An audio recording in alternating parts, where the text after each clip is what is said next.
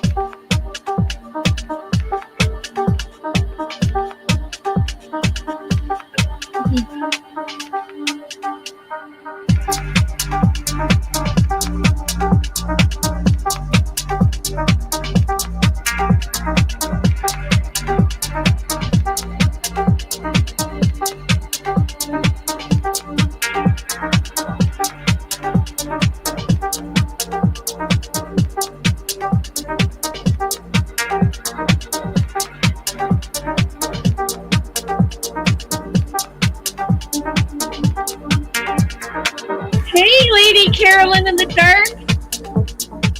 Welcome.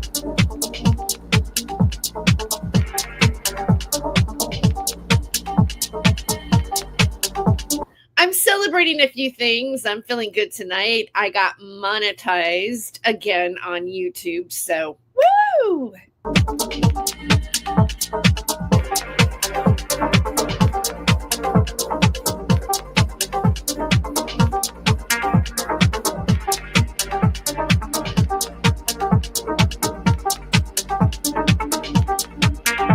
Yeah, David's a drag. He's a big drag. But you know what? He could, if he, actually put content out there that people want to watch and could fit in the community guidelines on YouTube, he could be monetized too, instead of like grifting like he does and defaming people. Just throwing that out there.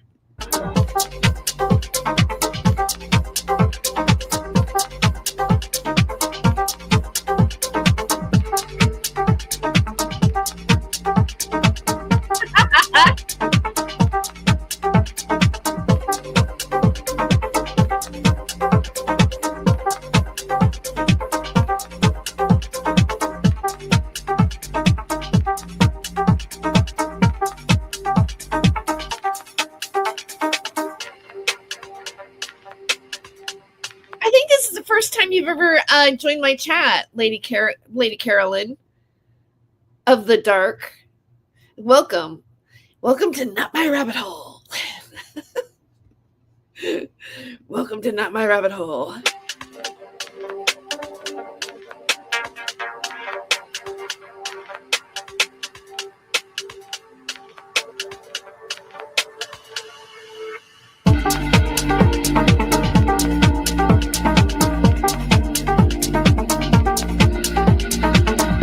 I think David actually didn't not mention me in this last video that he did. I was like, oh, thank God he forgot my name.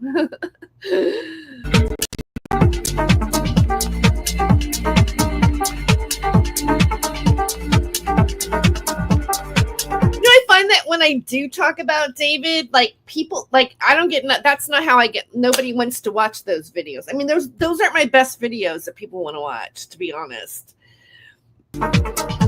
David is not a moneymaker, contrary to popular belief. I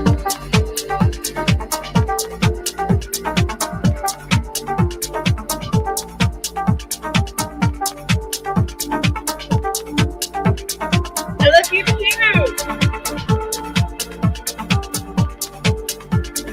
Oh, life's too short not to have fun.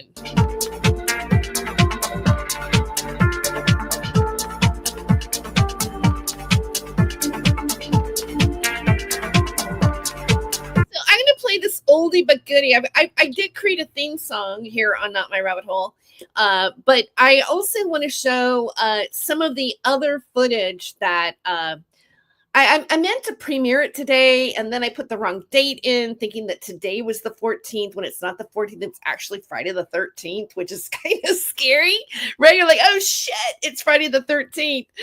Oh no. But oh God, did I do a swear word in my first like 3 minutes? I hope not.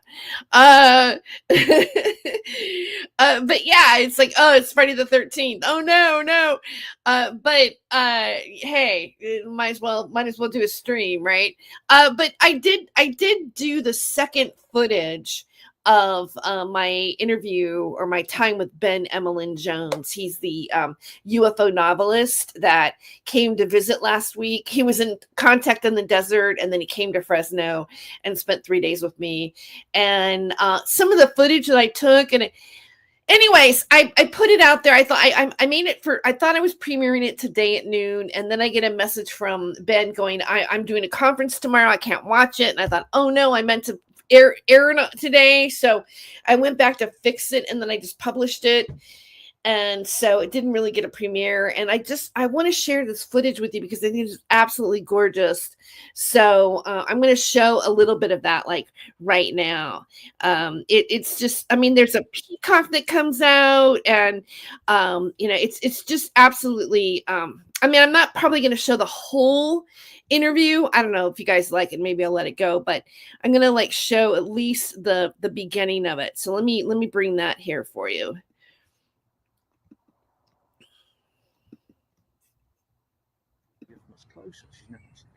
Right. So yeah, I'm kind of excited about this. Shinzen. It's a Japanese style garden through that gate there. So It's a friendship garden. very nice, yeah. So I'm looking forward to Yeah. seeing this. Yeah. Yeah, me too. Let's go in. So I just wanted to capture. Oh, look at the koi in there. Yeah. It's like the Hecklefish's big brother. Is it, people? Look at them, man. They're massive.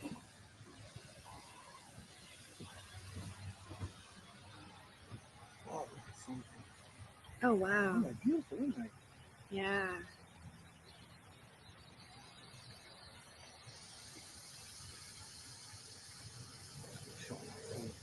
Yeah. They're like almost coming over here. They had a load of these koi. Like the Hecklefish's big brother. Is it, people? Yeah, nice.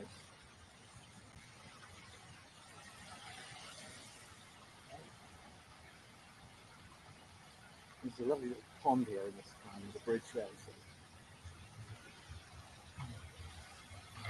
Oh.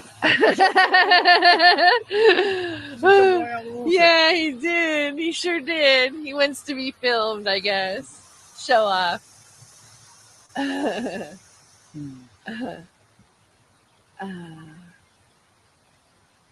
Wow. Look at that. Oh my goodness.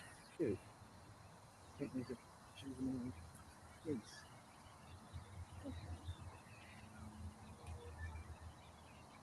That's a peacock. Oh my god. Let me get Yeah, I only closer. draws attention by when I'm looking at these Tony Goslings. Very Tony Gosling.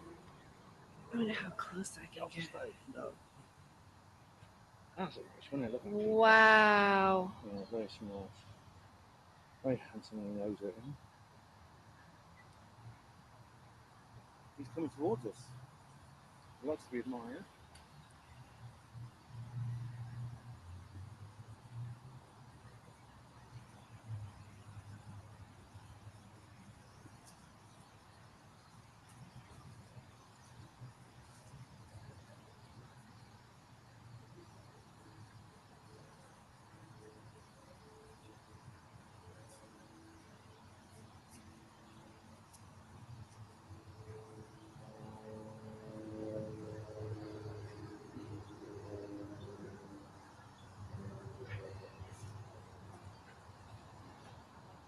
Wow. I wonder if he'll open his He's not going to spread his feathers out for us, but amazing.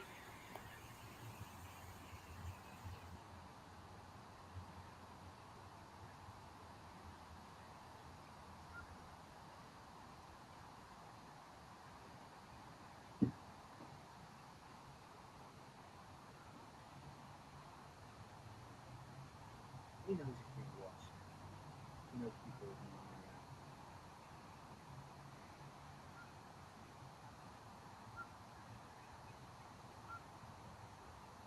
around. Look at him doing a twirl.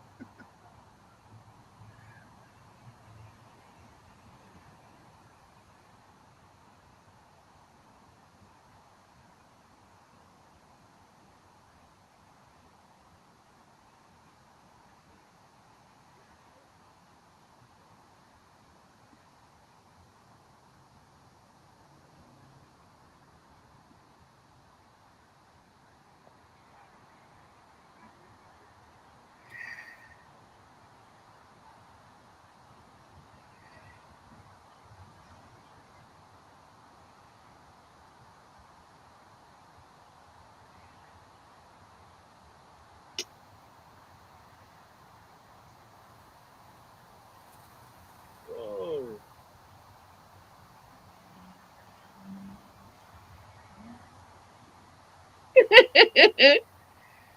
True. Where's his peacock?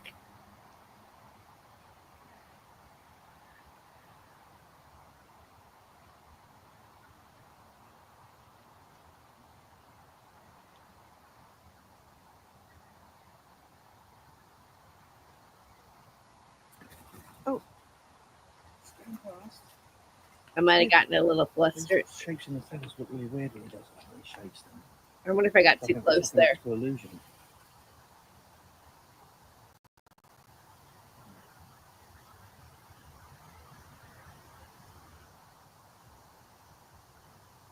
It's just majestic. Thank you, Lady Carolyn.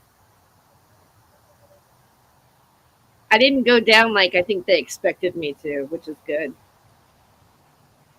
They don't know what to do now. Magnificent. Yeah.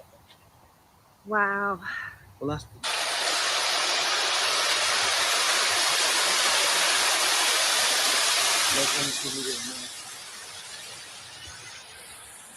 I shot most of this footage on the DJI Osmos Pocket 3 camera, but the peacock I got on I took on my iPhone 14 because the peacock actually happened after we did all this other filming, and as we were starting to go, the peacock was out, and so I just whipped my camera really quick and caught that other footage.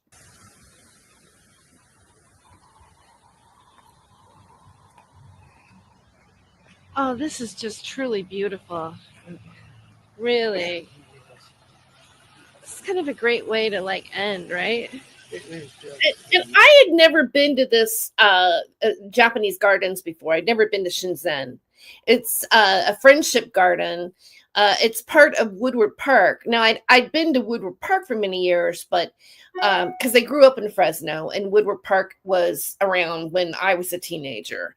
But this garden wasn't there when I was living, as a teenager. I left Fresno when I was 21 to go to an acting school in Pasadena, the American Academy of Dramatic Arts, and I stayed down in the LA area for 40 years. Then I came back here in 2021, and that's when I went back to college. Yeah, this didn't exist, and I didn't know about it until I took a public relations class, and one of the accounts that we had in class was to do publicity for Shenzhen Garden. And I always wanted to go. And so Ben was there, and I thought, oh, this is a really great place to capture some footage and then do an interview. And I was just blown away. I can't wait to go back because it's just so calming and serene, and it's really wonderful. It's not too far away from where I live, actually. This is a beautiful location that Terry's brought us to, on this Japanese garden. Just watching the fish and the birds. It's so nice. go over this bridge and go this way. Or we can go around this way. I mean, there's so many different areas. They do like all kinds of like they do like yoga and meditation stuff out here, and they have events sometimes.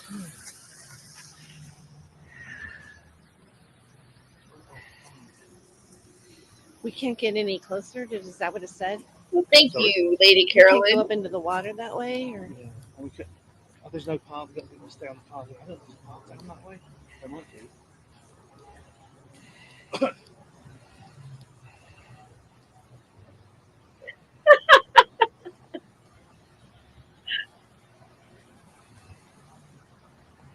Presented to the city of Fresno.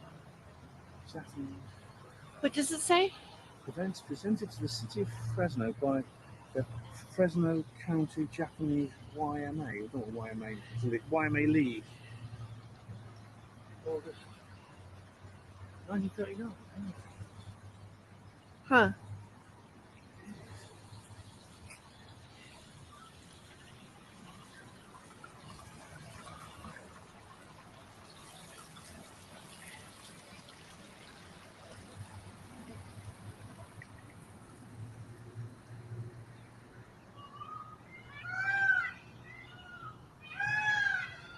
That's the peacock.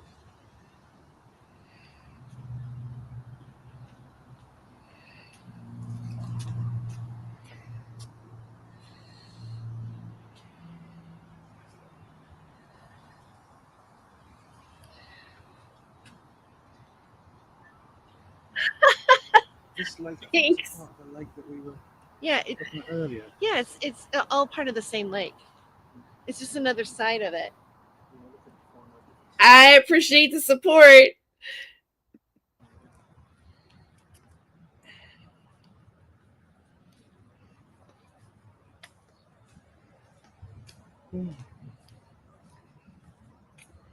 I think we can even sit right here. You want to? Yeah, you know, it's under an Illuminati pyramid. But This you is look not. at it, look, it's got the detached capstone. Where is it? Yeah, Oh my that's goodness. something that matters. Doesn't mean that it's. We're gonna sit underneath the Illuminati pyramid. Oh, look at that! Look at that view. So here we are at the Japanese Gardens Shenzhen, and we are just out here taking and look at everything. You know, Yeah, this is a lovely spot here. It's actually an Illuminati style pyramid with a detached capstone, but it's actually just this like parapet with a little cap at the top. They often make that. But, it's peaceful, it's quiet, it's natural, it's well designed garden. It has you know, I don't know if David is like so much, jealous as he's, I've called him out on his stuff. Like he's lying about me. He's lying about a lot of people. And I think that because he's so desperate to save face on his grift, he's just incredibly angry right now, and pretty much losing it. I mean, it just seems like it's just worse and worse. So yeah.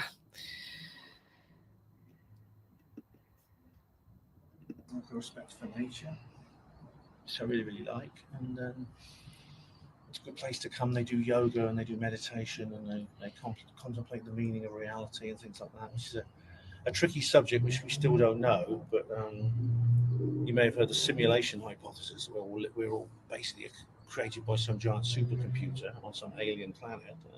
Yeah, but do you really think that this beauty right here is actually like? It's hard for me to believe that this isn't a simulation. Yeah, it's divine, isn't it? Yeah, I mean, like you come out here, and I just feel like I automatically feel calmer by just being in this atmosphere. It's like, it's almost like you want to. It's got like, I mean, we saw a peacock, right? Yeah. I mean, we literally saw a peacock. Yeah, we did. Yeah. And it was very nice. Should we hold it? You all right? No, okay. Yeah. So yeah, we literally saw a peacock. It was great. It was absolutely fantastic. Um, yeah, it was a beautiful bird. It didn't spread his feathers out for us, but it was lovely to see. And of course, we have colours. It's colours and green, blue, multicolored feathers. And of course, like the theory is, well, these physically are just all they are literally is interpretations of our brain of wavelengths of light. Um, but to me, that doesn't make them any less real. It doesn't mean they're somehow illusion, even if they are literal.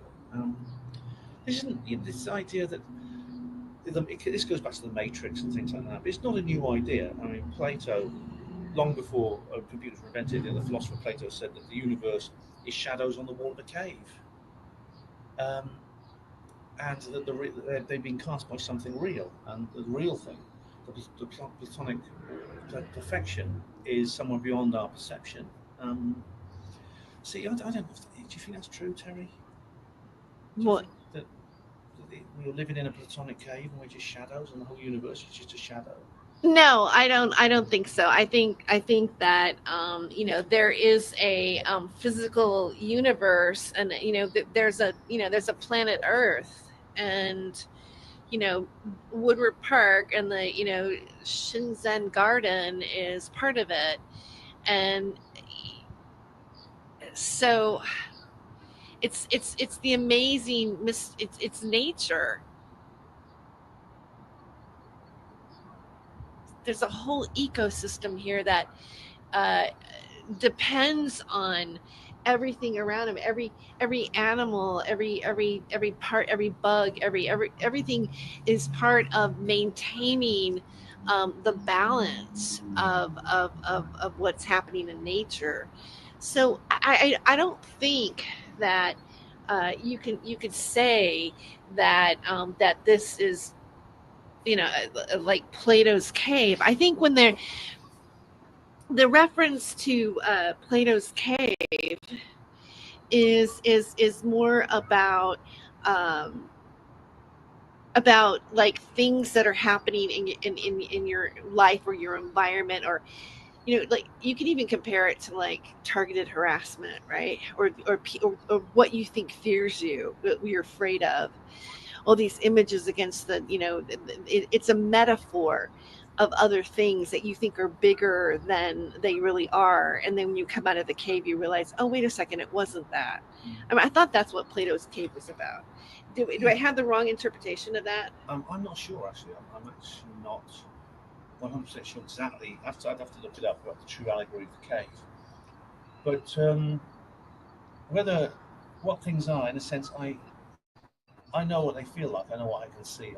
I know what I understand about this world, and that to me is as real as anything else I can perceive. I know I exist.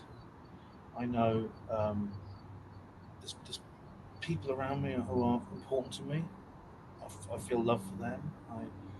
And these things are, I can't imagine anything being more real than that. And so I behave as if they're real, regardless of their sort of factual nature. I love the world. I love my life. I love other people. I love myself. It's supposed to be conceited to say you love yourself. Why? Why? It doesn't mean I think I'm better than anyone else. And I'm big-headed, but I do feel love for myself. I feel if I met myself as another person, I'd like that person. That's the kind of person I want to be. That's the person I try to be. Right. Well, they say that you have to, in order to love other people, you have to actually like love yourself. Yeah. So like it starts with yourself. And let's go to another location. There's no this. It's like broken by a noise. Yeah.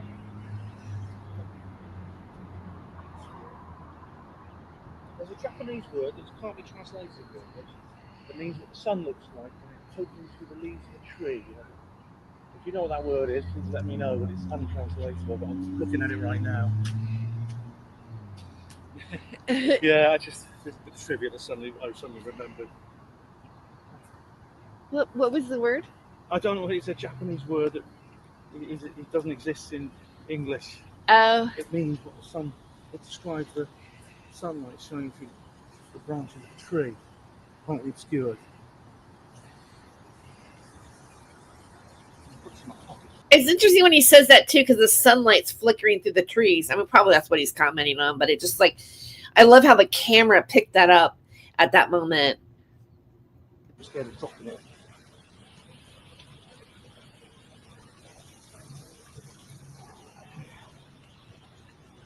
I love these rock pools. A lot of these rocky streams are really, really nice, aren't they? Walk ahead a little bit. Okay, wait, hold on. I'm such a director. Walk ahead a little bit.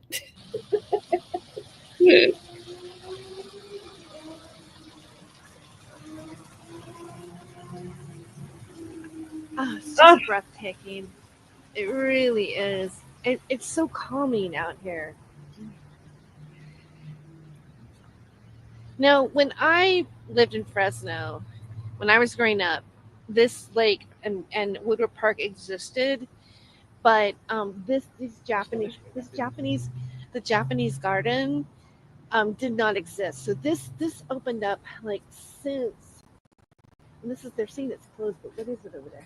That's one side collection. That's miniature trees. Oh, and it's closed. It is closed. But here, let's see if we can. Can we film over there? Can we get? Let's see. You can see them. Little tiny trees. It's the Japanese art of growing miniature trees. I don't know exactly how they do that, but there's some way of doing it, apparently. I'm not sure what I'm seeing there, but I hope maybe I caught I can just something. I just literally waved the camera around in there. He could look over the fence. I couldn't see over the fence.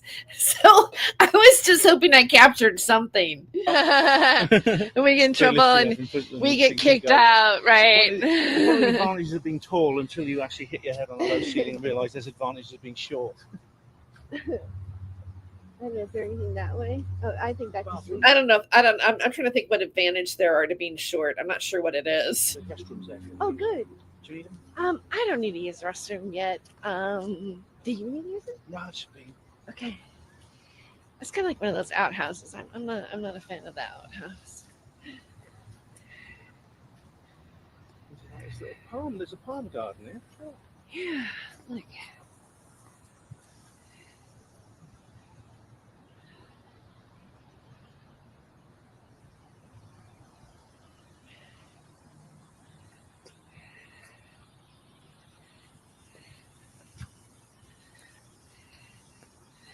So let's go see what's on this other side over here. Look at this right in there. Isn't that gorgeous?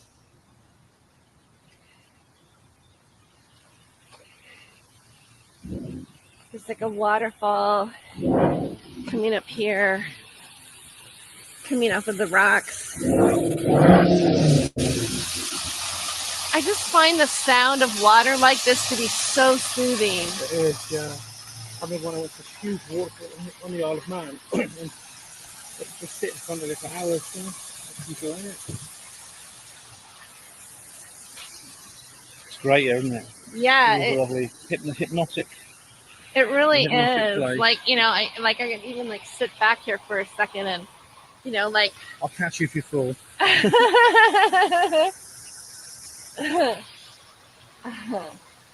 Yeah. Okay.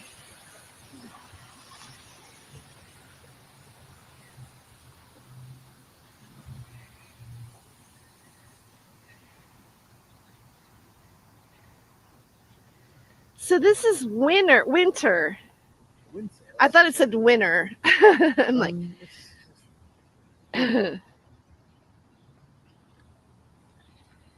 like, walk down.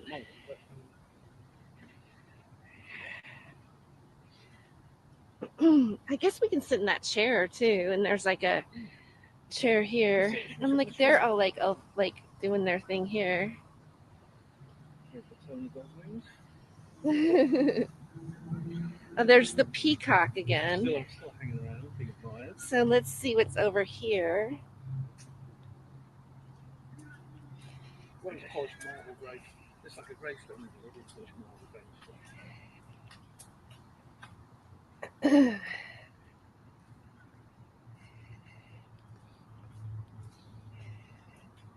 are these? Oh, it looks like manholes. I think that's the technical thing. yeah. This is like probably These are carved rocks. They're Kami rocks. like So what? they're natural rocks that have been shaped into a particular shape. Just not sculpted actually, but still just. You don't shaped think in- that's naturally shaped? I think they move them, change them slightly. They don't make detail carvings, but they change them slightly. There's more up there.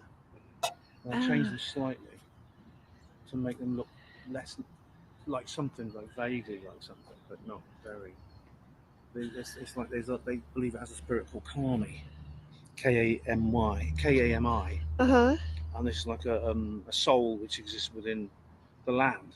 It's a bit like feng shui. They But like it's Japanese. yeah. Oh wow. Like there's a really good like a minute I got here, there's like a positive vibe. There's like eons, you know, it's so relaxing.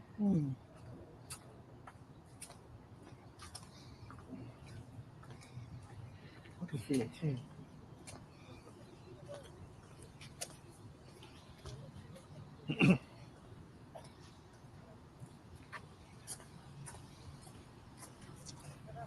I think we came this way before.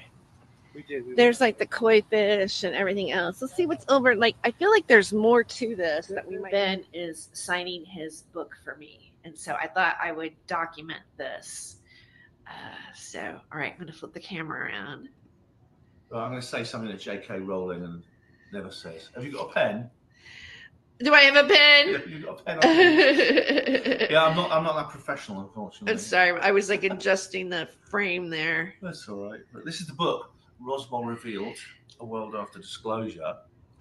It's the second part of the Roswell trilogy. So this is the entire trilogy here: Roswell Rising, Roswell Revealed, Roswell Redeemed.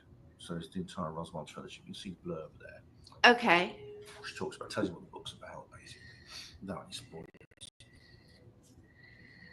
All right. So you want me to go get a pen? You want to film me for a second? While I go get the pen? Will do. Yeah. Okay. This is wicked. I like this camera's wicked, man. I go like that. I wobble it to side, and it just stays level. Right. That's amazing. Isn't it? Yeah. Osmo is called. Osmo's Pocket 3. Okay, here's the pen. Oh, great. Okay, It works, right? If it doesn't. It's a lost pen, right? Here we go. Okay, that one might be like not great. Let me just Or test here, it. you know, film me again. That's not the good pen. Oh, right, okay. Oh. Always give it a little scrape on something. Sometimes I think that pen is like running out of ink. All right. You know what? I gave Danny a pen last night when he booked me to the cannabis club, and no, he gave it back to me. All right.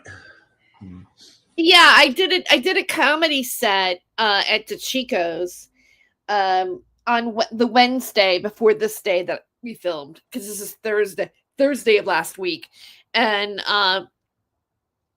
so after I performed, I got booked into another room that Danny Minch books, which is a cannabis dispensary, and I'm doing that on July 3rd. And I believe I'm going to be the headliner on that show. And it's the night before my birthday, because my birthday is July 4th, actually. So it's fun. I love it when I perform or do something the night before my birthday, because having your birthday on the 4th of July pretty much sucks. I usually go to somebody else's party, and everybody goes, "Oh, there's flags and firecrackers for you," and I'm like, "Okay, yeah," but it's like it's hard to throw a party for yourself, right? Because everybody's already obligated to something else.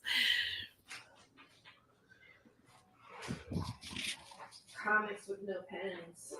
No, it's Writers with no pens. I know. What sort of man of letters am I when I don't even have a pen? Yeah, no famous author does this, but anyway. Right. Here we go. So to Terry. Fresno 2025. Best wishes.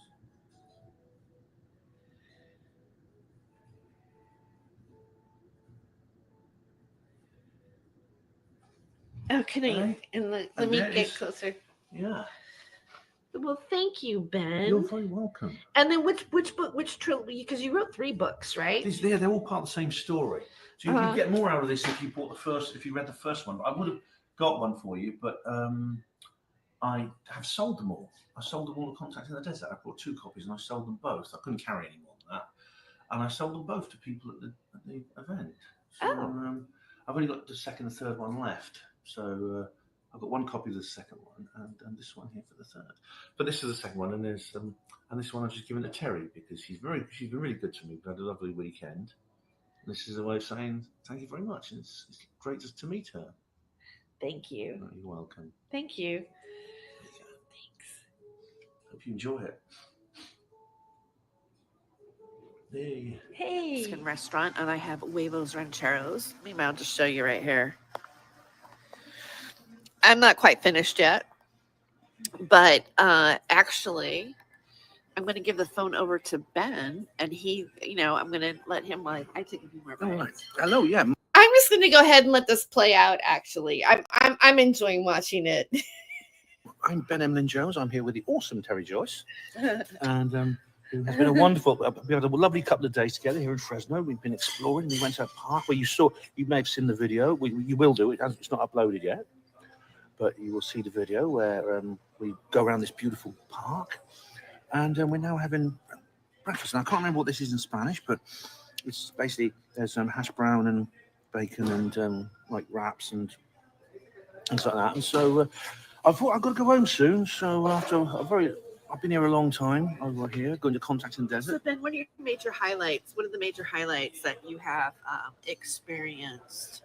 Hey, we got somebody in the chat. Hi. Okay, so we are actually starting. Because I wasn't sure if it was going to work, but we've got 5G here, at the restaurant, at Lucy's Restaurant in downtown Fresno.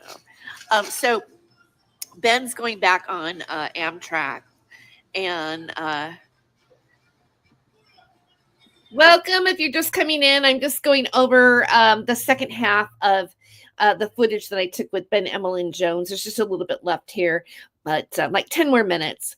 So welcome to Not My Rabbit Hole. Thank you for tuning in. This is just a fun show. I'm celebrating being monetized again on YouTube, and I'll talk more about that in just a second. Who's there? Who's in chat? Hey, okay. Hey, Mr. I Like You. You have a kind face, not you, him. Oh, thank you. I think Terry does as well, but we both have fine. Hey. Well, I've got haters that are just waiting to do that. Say something ugly in the morning. What? They get up early. Here. Right. There we go. Right. But thank you for being here. And being ugly in the morning. And letting us know that I'm actually live streaming, because that confirmed that we are live. You've done us a favor. Sorry to disappoint you. Sorry to disappoint you, but your purpose is over now. Okay, so Ben, let me ask you, what were maybe your main highlights? Right. I mean, apart from seeing you. Apart from seeing me. Obviously, seeing Terry's number 1. Number 2, it's got to be the Contact in the Desert conference. That was fantastic, and I recommend it to anyone, any of you UFO wackadoos out there. You could go to it, please do. It was absolutely brilliant. There's a community spirit there, and there's information, and there's like just a chance to hang out and listen to speakers, get new information, to learn and to develop and to be inspired. And goodness me, they're not paying me for this, I swear. It's not advertising. That is how I feel about it. And I'm so glad I went back. I really am. Because I went last year and I loved every minute of it. And I'm even when I was there, I thought, I've got to come back next year. I've got to come back. So that, I think, is really, really good. I'm really glad I went to that. So thanks to everyone. And some of you watching may well have been there. So, because I know Terry and I share a lot of viewers. So I might have seen you there, in which case, let me know if you were there.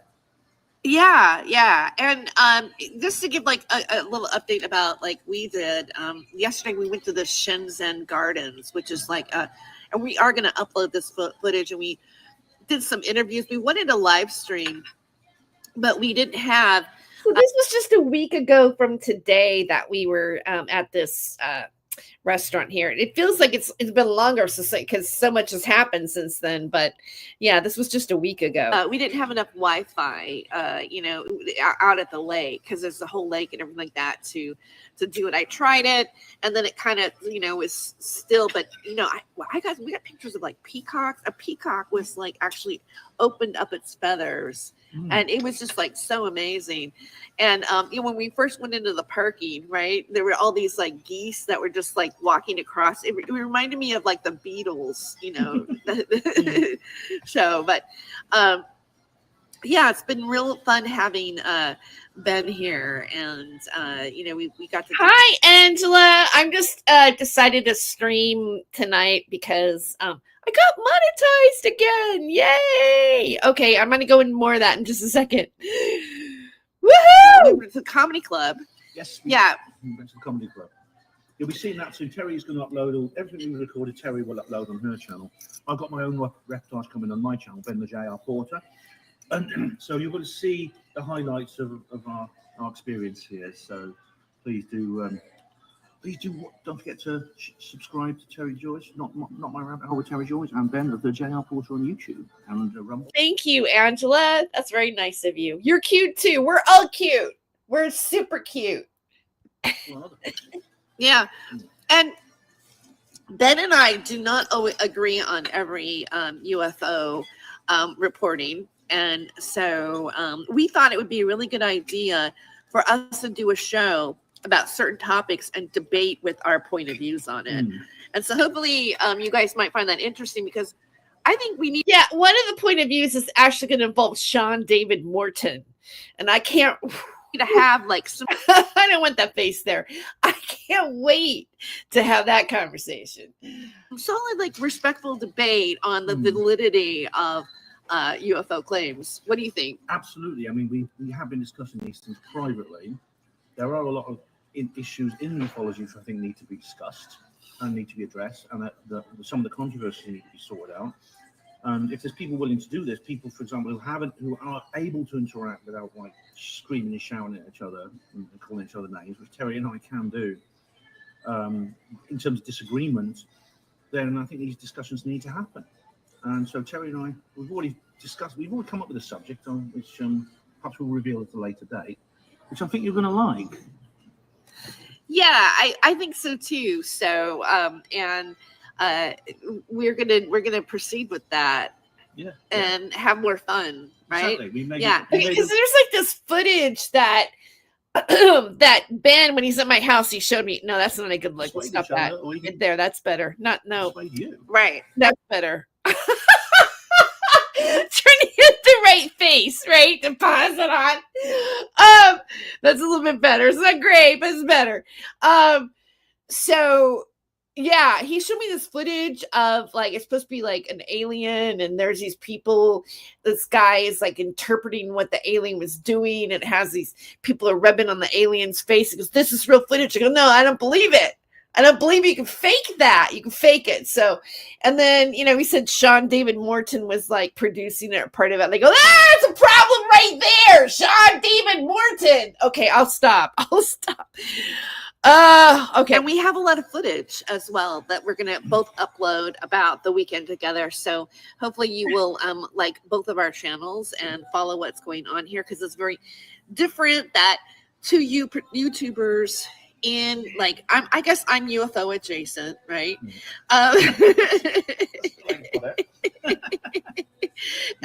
Would get together and actually be able to meet in person. UFO lives. Because I was telling Ben, I go, I can't believe it's not UFOs. It's not UFOs. I can't believe it's not UFOs. But I was telling Ben, like, the world has gotten so much larger that you can actually build relationships with that are in another country. Like, had there not be the internet or a YouTube, oh my God, we would never have met each other and be able to like. Thank you so much for donating to my show. Coffee or a cocktail. I know it's not enough to buy cannabis. LOL. Congratulations. Yeah, but it can go towards it. And you're my first super chat since I came back. Thank you so much. And as Stephen Cambion says, praise the cash, praise the cash, praise the cash. Actually, I want to give a shout out to Stephen Cambion as well, because he helped me get my first like be monetized for the first time. I was really close to having, because I think now you can monetize at 500. They dropped it, but it used to be like you had to have like 1,000 or 1,200 or something like that. And Stephen Cambion, I went on a show, and then he got his subscribers, goes, hey, help her get over the edge.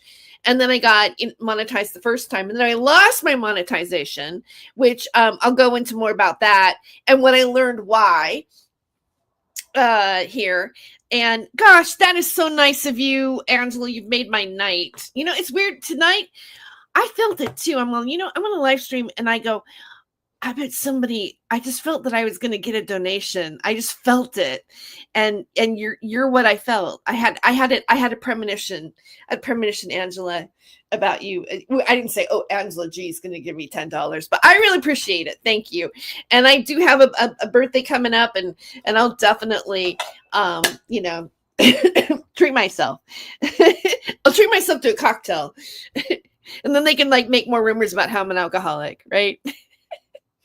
Actually, we're going to meet in person, and so it feels like time and space just gets a little bit shorter. Do you have any final thoughts on that, Ben? Because we're going to get back to our breakfast and get going here, right? Absolutely. I want to thank everyone for tuning in at this early hour. And well, I'll help you. I'll tell people sub to Angela G's channel. If you want to put your link in there, Angela, please do. Just sub to her channel. We got to support each other. Support our YouTube channels. You join us, but yeah, absolutely.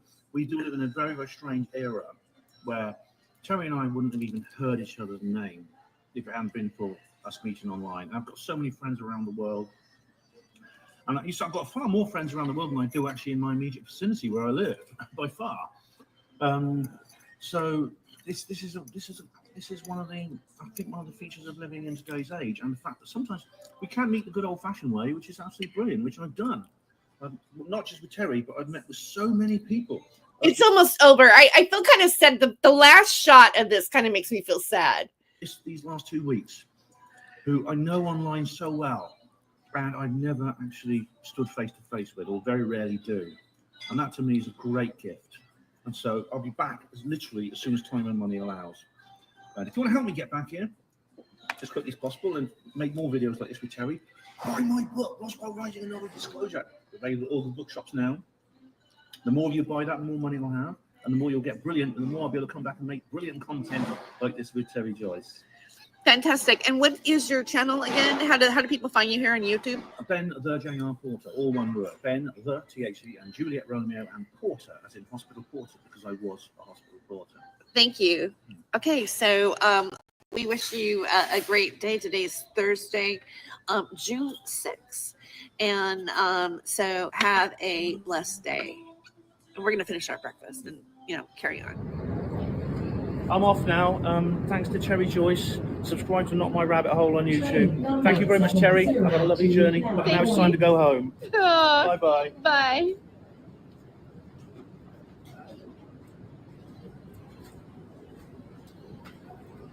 I met him. How did we meet? Well, okay, so Ben and I met through, and then it's going to go to my song here. I got some stand-up comedy footage that he took. I was at the comedy club. Do you guys want to watch that too? That's on the other video. I can play a little bit. I did a set at DeChico's actually. How did I meet Ben? Okay. I found out while I was there, hanging out with him, that he was listening to me when I was on American Freedom Radio. I didn't know that he was when I was doing the Freedom of Joy show. And so then, it just through the group of the different people that were doing the truth media or doing UFO media, I met him through that. And then I did a show where I had him on the panel with Kevin Moore, and I had Stephen Cambion came on it, and then also Ben, and then we stayed in touch, and we stayed, we talk online, and then I interviewed him this year. I had him on my show, and I was on his show, and I've kind of shared, but just, yeah. And we know certain people within, this type of media, or the UFO media. And so he came out to Contact in the Desert. He said, I'd really love to come see you and meet you. And so he got a hotel down here, and I showed him all around everywhere and everything. And so I had a really great time with him. And now I've got to go to Oxford, England, right? I think I need to go to Oxford, England, and go visit him there. I've always wanted to go to England. I want to go to England and meet Vanessa Bates, and go find Miles Johnston, because I know he can't stand me. I was telling Ben, I go, yeah, what if I went to England? I'm sure Miles is not going to want to see me. And he goes, oh, he might like you. And I go, well, you know what? I would really love to have, I think he said he drank, go to a pub. I'd love to go to a pub with Miles Johnston for some reason. I can just see myself at a pub with him. But I think he drinks Newcastle. Is that what no, it was Guinness. Maybe it's Guinness. Whatever. But I like both of them, Guinness and Newcastle. And I like black and tans. Back in the 90s, I would have a black and tan. He was half Bass, half Newcastle. I don't know if you guys have had those before. Have you heard of that before? Anyway, I like weird drinks. Okay, so I want to just play this last bit of this because I like my theme song. I made a theme song, okay, with one of those AI devices, and so I want to play my theme song just for the hell of it. It's gonna come up here.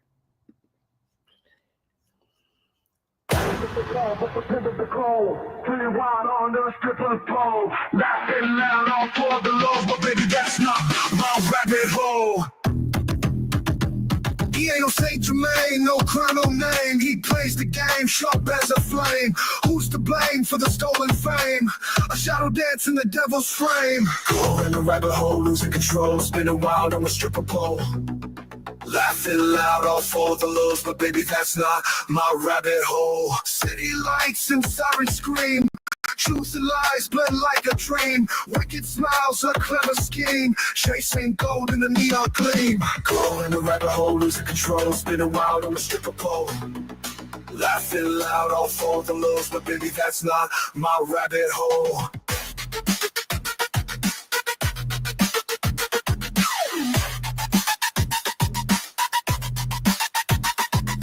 Falling fast, can't find the ground. Echoes of chaos all around. You chose this dance, this mad parade, but not every choice gets accolades. Go in the rabbit hole, losing control, spinning wild on the stripper pole. Laughing loud, all for the lows, but baby, that's not my rabbit hole. My favorite part. Laughing loud, all for the lows, but baby, that's not my rabbit hole. Part.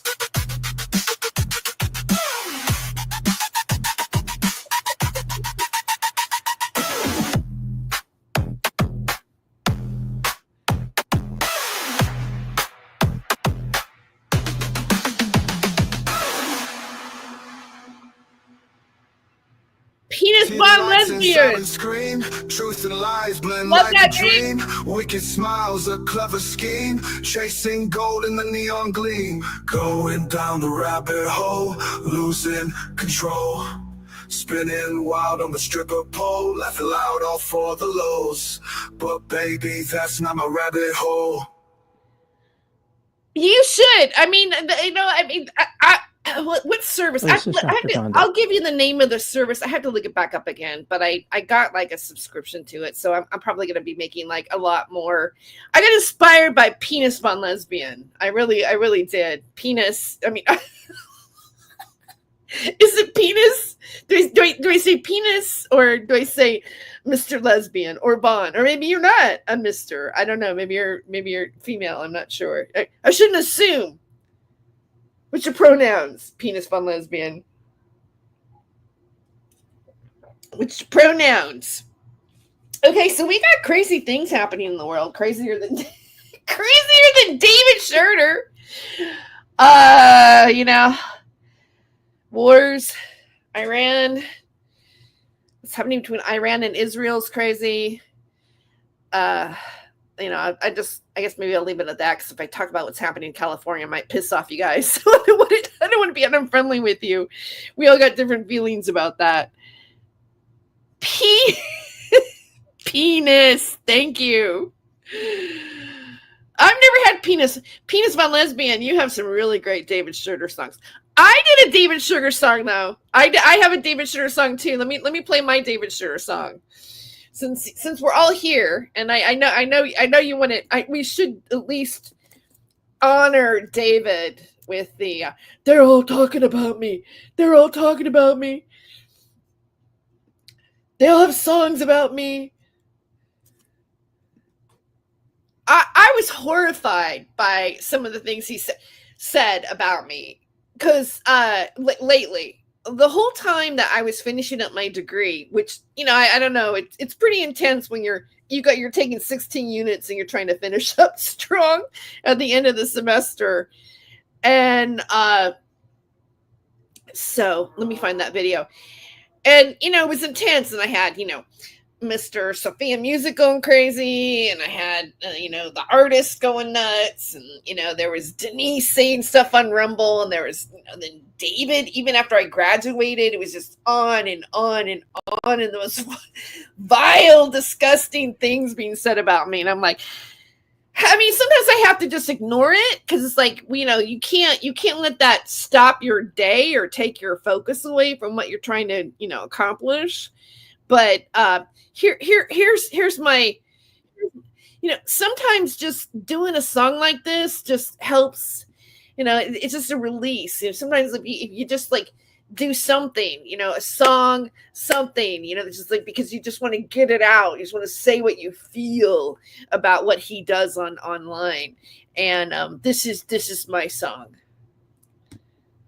And I did it in the style of, I mean, listen to it. It's in the style of System of a Down. Okay.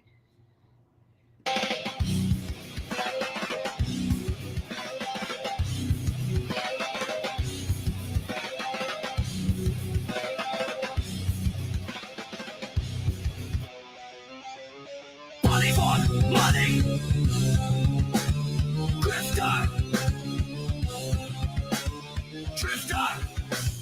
Money, shifter. Donate.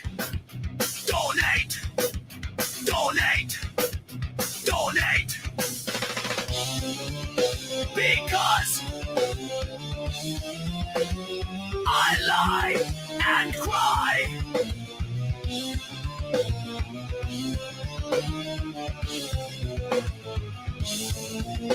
And that's the reason why. Money for the money. Grifter. Drifter.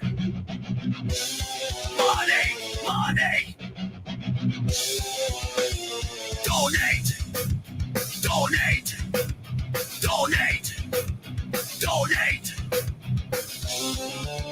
Because I lie and cry.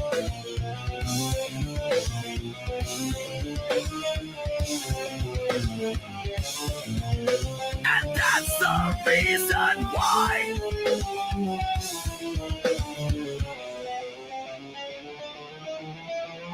Money for the money. Drifter. Money, shifter. Donate.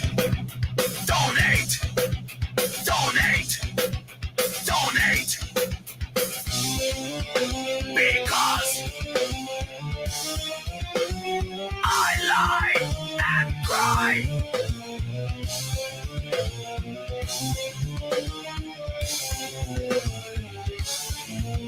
And that's the reason why.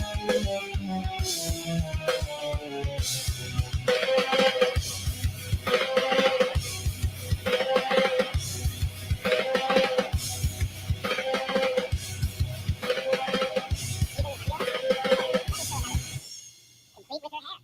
See the resemblance? I'll show one more.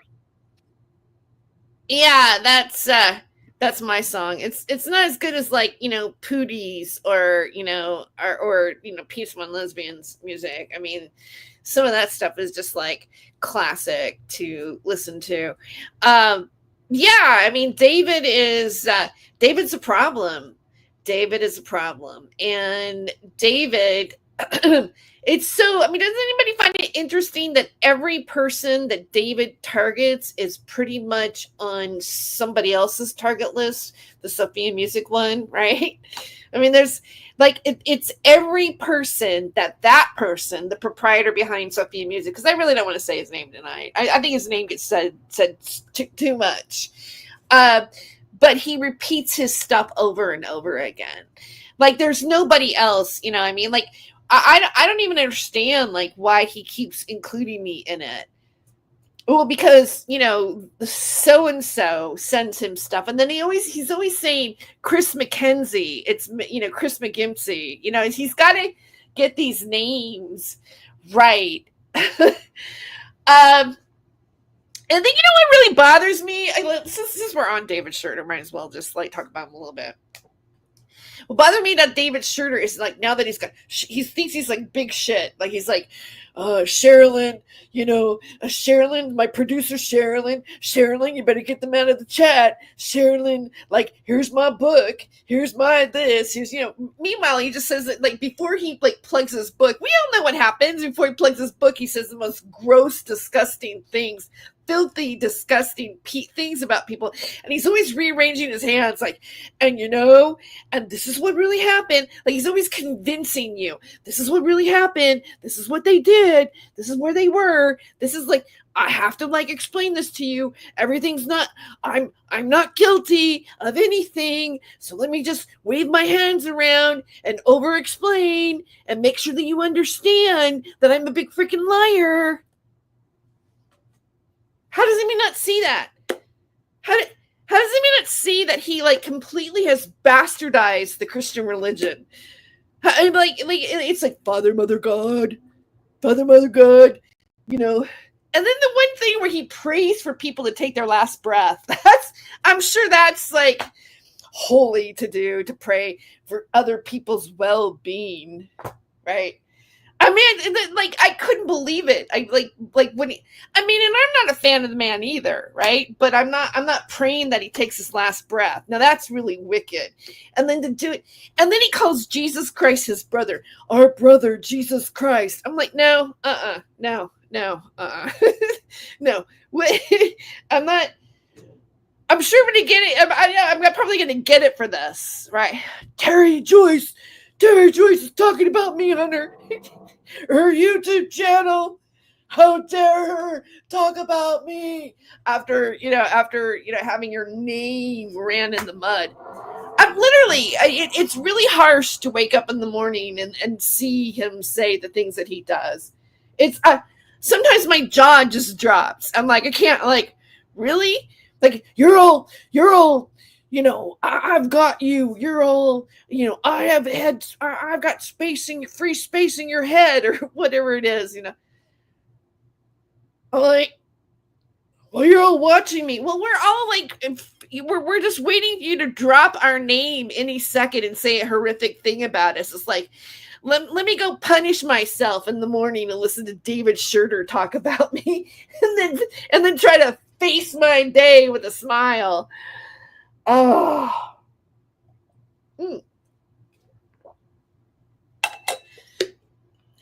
Hi, Aiken. Oh my goodness, you guys are all here. Sewer King! Wait, where is he? Wait, Sewer King. I hope I didn't accidentally like block him. I tend to, Sewer King. My friends are part of the sewer. I journey with God and I bind you to the dark. Yeah, I journey. Excuse me, I didn't mean to slobber on myself. I journeyed last night. I journeyed last night. I journeyed, and I saw Oh, whatever. Max Spears was talking to me in the astral. I'm just, I don't know. It's freaky. I want to get freaky with you. I don't know why that came into my head right now. Make contact, Pootie. We'll have something for you soon. Okay. And the whole thing about Daniel Dowd being Pootie. And yet, when Daniel Dowd is streaming, Pootie's in his chat, typing at the same time that Daniel Dowd is talking. Explain that to us, David Schutter. I don't know. I'm kind of in a good mood tonight. I just don't care. Doom is coming. Doom.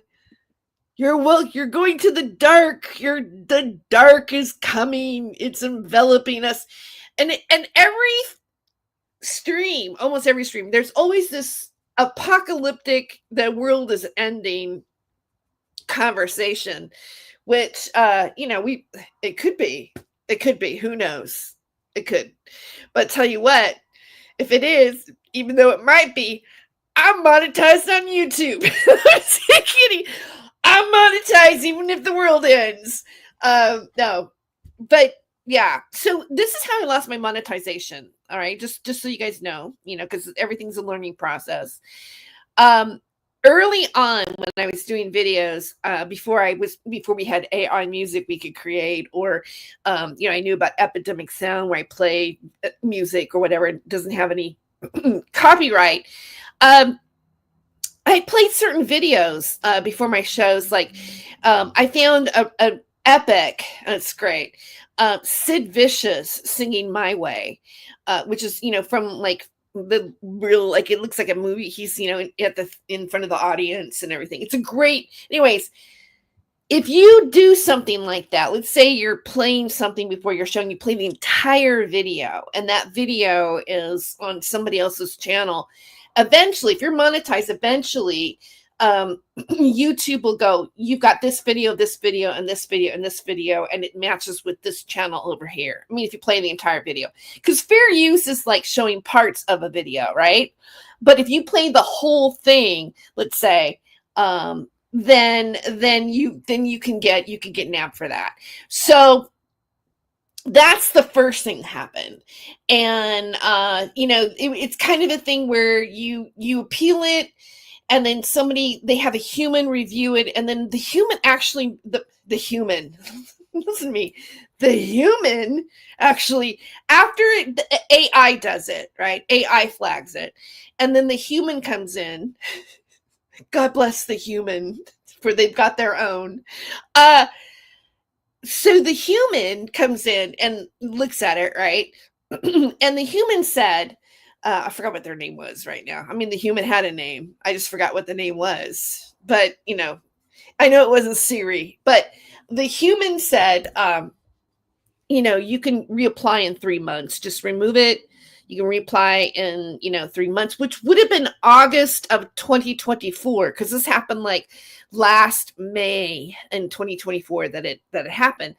And the person said, and this made me feel good, they go, your channel's really, I really like your channel, though. You have some really original stuff, and you should keep up the good work. And I'm like, oh my God, I got a compliment from YouTube from a real human.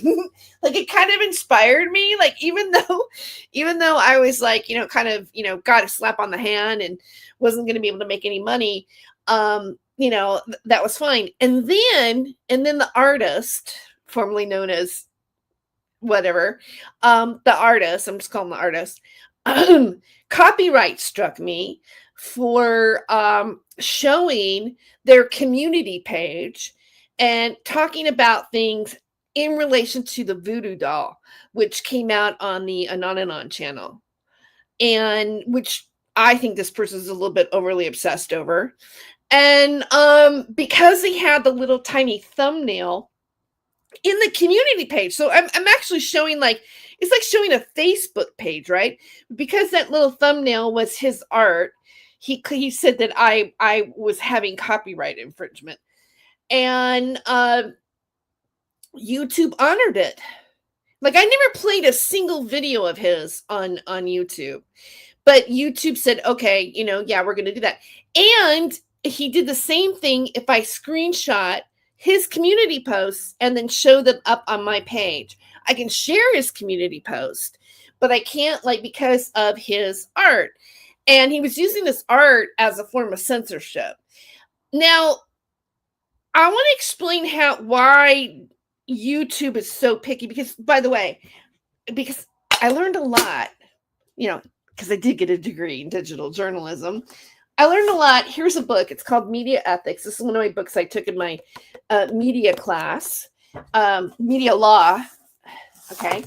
And this is like another one of the books that I read. Okay. And it just so happened, like, when I was getting all these legal threats and stuff like that, I was also being educated at the same time. And that's why I didn't have a whole lot of fear about what could happen to me, because I was really beginning to understand what media law was about. And one of the things about YouTube, it's one of these books here that I learned. One of the things about YouTube is required, like video sharing platforms are required to handle copyright claims right away. They're not making the decision, like if you were to take it to court or whatever. They're not saying, oh, this person's guilty of this. They just don't want to mess around with it. So if they see like something like that, well, okay, then they're going to do that. They're not going to argue, oh, this is fair use or whatever. They're just going to go, okay, this is copyright strike. And however, and he almost got me for 3 strikes in a row. But what happens is if 2 of them come in at the same time, it only counts as 1 strike. So I had to work off those strikes in order for me to be able to monetize my channel again. And then it took me up until like December for me to have that clear off my channel completely. And then I spent like the last semester, I haven't really done much content. I mean, I did a little bit of content here while I was in college and stuff in the last semester, but this last semester was really intense. And, it's just like, look, I'm just going to focus on this right now. I'll do a video here and there, whatever. So then I went back and redid my channel, have new graphics, thought about what I want to do on this channel, because I've always wanted to have a channel, not to talk about this drama stuff. I know we're talking about these people right now tonight or whatever, but because you guys are all here, so might as well, right? But like, for example, doing the content with Ben, or I want to do more interviews, and kind of, I don't know, I'm in I feel like a very growth place right now in terms of like what I want to do creatively. And because to me, like, this is a show, this is a channel, I'm taking it seriously. I'm not here to grift or LARP. And I realize that I'm connected to several different communities online, but definitely not about that. So anyway, took me to there. And then when I got done graduating, I went back through every single video that I had on my YouTube channel, and I cut out almost every single song that I played that gave me a copyright nab. And you can go through, like, let's say you play something during your stream, because it happens, you play some, you're doing a video, you're sharing, you're doing fair use, you're showing a video or whatever, and somebody has music on there that is copyrighted. What are you going to do? Maybe you already know this, but when YouTube says you can cut it out, you can have YouTube remove the music and still keep the dialogue. You can have them, take out all of the music. You can have mute the sound completely. I mean, there's these different options that you can do. So I did that with every single video going back from day one. And then I applied, literally, I reapplied for my monetization yesterday. And in less than 24 hours, they gave me my channel. They gave me the monetization back. And I was like, wow, miracles happen all the time. Because my goal was to get monetized again before my birthday, which is, by the way, July 4th. So I thought, you know what? I want my channel back. I want to, get like a fresh reboot on everything. And so, that's what happened. That's now it's like out of the clear, and it's like, all right. And I feel like I know the rules more now, like how to, um, you know, not swear or try not to swear, at least in the first part of your video. Like after the first, like, I think, what did Stephen Cambion tell me, like the first 7 minutes or something like that. Like usually like when they're checking for monetization, it's like I think the first 7 minutes of the, I would probably wait a little bit longer than that. But if you're if you're going to talk about something and you're going to get more language about it, you do want to do, like, you want to do an F-bomb like later on in your stream if you want to stay monetized. Paul Shields, welcome. Nice to see you. Bathtub videos might be the way to go, Terry. I know you said that, and I thought about that, and I have this new camera. I probably, what I should do, what I'm concerned about is trying to shoot myself and not actually like show my, my nudity. Maybe if I did like a bubble bath, and then, because I have a tripod now, see, and so I could set up a tripod in there and angle that camera, right? I should do a parody on that. I should. I'm a comedian. I should do a parody on that. Do a David Schroeder parody. It's a strange phenomenon. David Schroeder is, I almost feel like I want to read his book. I want to, I want to peel this onion apart. Like, where did he come from? Like, what is the book about? What is this whole entire, SRA abuse group that's been going on? Because a lot of the leading personalities about it are dishonest. They're dishonest and unhinged, and they've attacked me. I mean, there's another one over in England, Angela Power Disney, who, by the way, came out through the Basis Project with Miles Johnston. She's another UFO person coming down. There's this UFO connection to a lot of this information that's disseminated. That's how I got it. That's how I ended up here. I didn't start out. I didn't start out like, and I don't mean this in a bad way. I didn't start out in the Nathan Stoltman camp, even though I was on Nathan Stoltman's, because I had a Hollywood story that I shared, right? I don't know if you guys ever knew that. Like, I was on Lift the Veil in 2018. That's how I got traced by other people that pulled me into this. And again, I'm sure they're probably, I know they're watching right now. And by the way, the artist, right? I have a Substack. I just got on Substack because I'm writing. Okay, let me tell you what's happening with me, just so you know. I got accepted. I've shared this in the chat on Sewer Town. I know Jesse knows. Some people know, but I got accepted into the MFA program for creative nonfiction writing, which is a genre that I really like. It's basically you're writing your own stories, things that really happen to you, like maybe even like it could be considered like a memoir, or it can be, it's in the form of an essay. I submitted 2 essays. I took a creative nonfiction writing class in the fall, and it's a really great genre for me, I think. And the woman who called me, she was my teacher, my professor that I had for the first creative nonfiction class I did in the fall. I had talked to her. She coached me on how to apply for the program. And when she called me, and this makes me feel good, she said, one of the reasons why we really selected you, we like you, is because you're funny, because you write funny. And I was like, oh, it made me feel so good, especially since being a comedian. Like, I thought, okay, I'm going to go into journalism and this and that. And I thought the comedy part wasn't really going to come with me, but it did. I even had a column, for the Collegian, which was Sex Talk, which was also, they wanted me to make it funny. And so that made me feel good, the funny thing. And then I have a unique perspective. And so I'm I'm a writer. I'm a writer, and so I'm looking forward to going into the MFA program. So that's going to happen in August. I'm still tutoring, and then I also want to. The reason why I want the MFA is because I want to be a professor and teach, and that's why I like the tutoring stuff.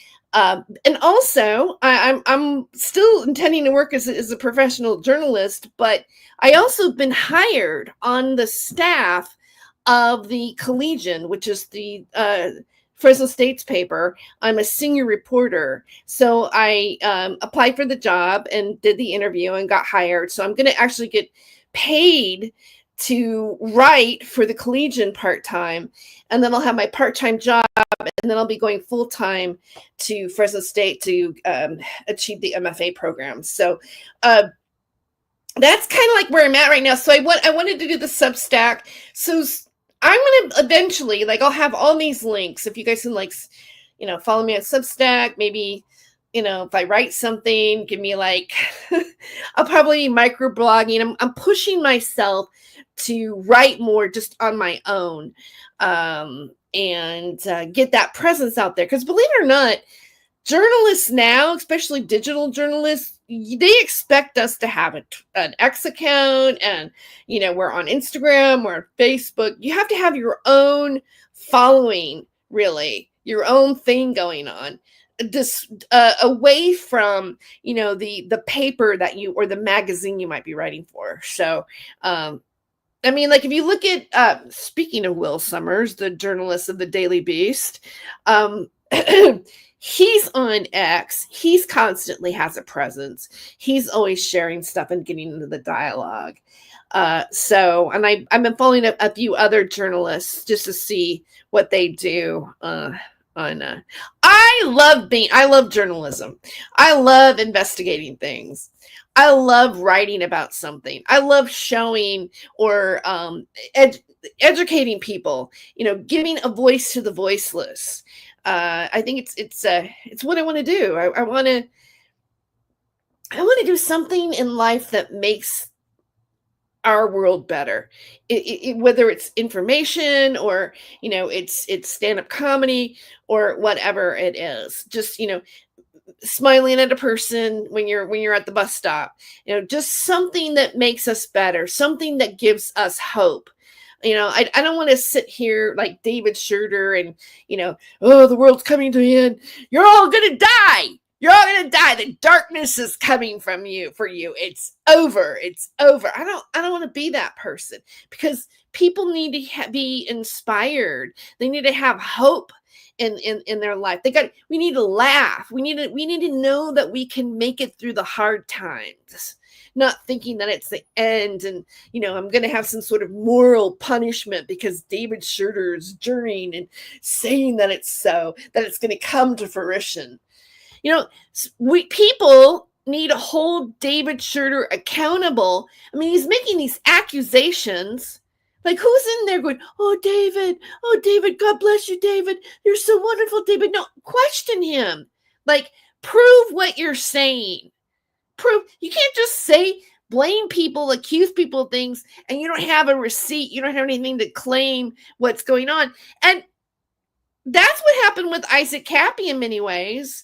I mean, I know, like a lot of people in this community, like we made, he had the courage to talk about a lot of things that are true that have happened, that things that have come true that have happened. But at the same time, there were certain things that he said about certain people that he did not have a receipt for. He did not have a story to explain why he was saying that about someone while he was accusing him. And that was my main red flag when he first came onto the scene. I'm like, you can't just like say those kinds of allegations and not have any proof for it. People aren't going to believe it. Same thing with David Schroeder. He's lied so much. How do you believe anything that he has that's true? But what's scary is all you need is just one crazy person to believe it. and do something, take the law in their own hands, right? I mean, you don't think that like sitting there and accusing people over and over and over of a crime that they didn't commit, that somebody is like who's not wired right isn't going to go out and hurt somebody? Because it could happen. It could happen. Theoretically, it could happen. Like I had there was another student. He graduated the year before me. He, spring last spring, but he happened to catch David Schurter and what David Schurter was saying about me. And he said, oh my God, he's inciting people to do harm. And whether it's like to do physical harm, he's saying, oh, you need to investigate these people. You need to investigate these people. What does that entail? What does that entail? He's like, he talks in ways that, like, he acts like he has an army of people with him that are gonna do something against us. Now, maybe it's not, it's not what we think it is, but he's not only is he defaming people, but he's also inciting other people or saying, well, if you don't do something about it, if you don't, then you don't care about children. And that's really psychologically manipulative. So those are my thoughts about, and I haven't talked about him in a long time. I know you guys are here and we've all suffered from it. Oh, I'm ignoring. I'm sorry. I get caught up and I just talk and then I ignore my chat. Forgive me. Oh, how do I make it large on my screen? Oh, wait, hold on. Comments take the stage. Live comments from viewers will appear on screen during your stream. Keep the conversation going and make your audience part of the experience. Did I just do it? Do you see it on the screen? No.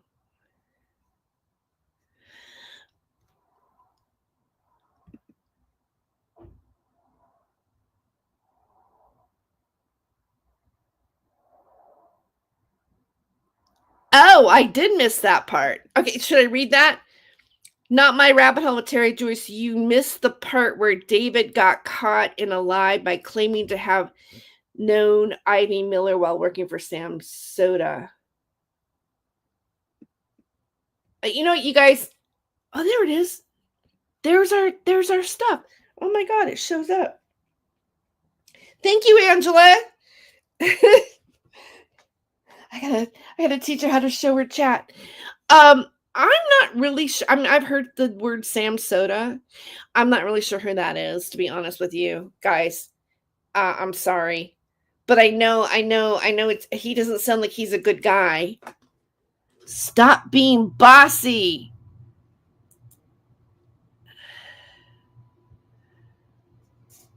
Let me see. Of course, because I would totally want that. Yeah, let's put enough trouble already. Shavit is right. I was there. I saw it. Terry, like, I was hesitant, but Ange is full on recommending naked live streams. That's the way to get your channel shut down. Naked live streams. Actually, David recently got caught in a direct lie. He stated when he worked for Sam Soda that he knew Ivy Miller. Problem is, Ivy Miller is Daniel Dowd's mom. Really? No. Who's Shavit? Who's Shavit Dirter? Is that's a joke though, right? I obviously.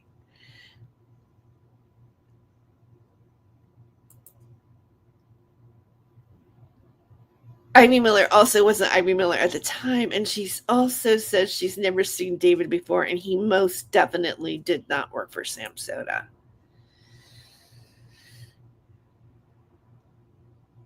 Is Soda a real last name, or is that just like, that's his like mafia name? Like, I'm Sam Soda. Is that?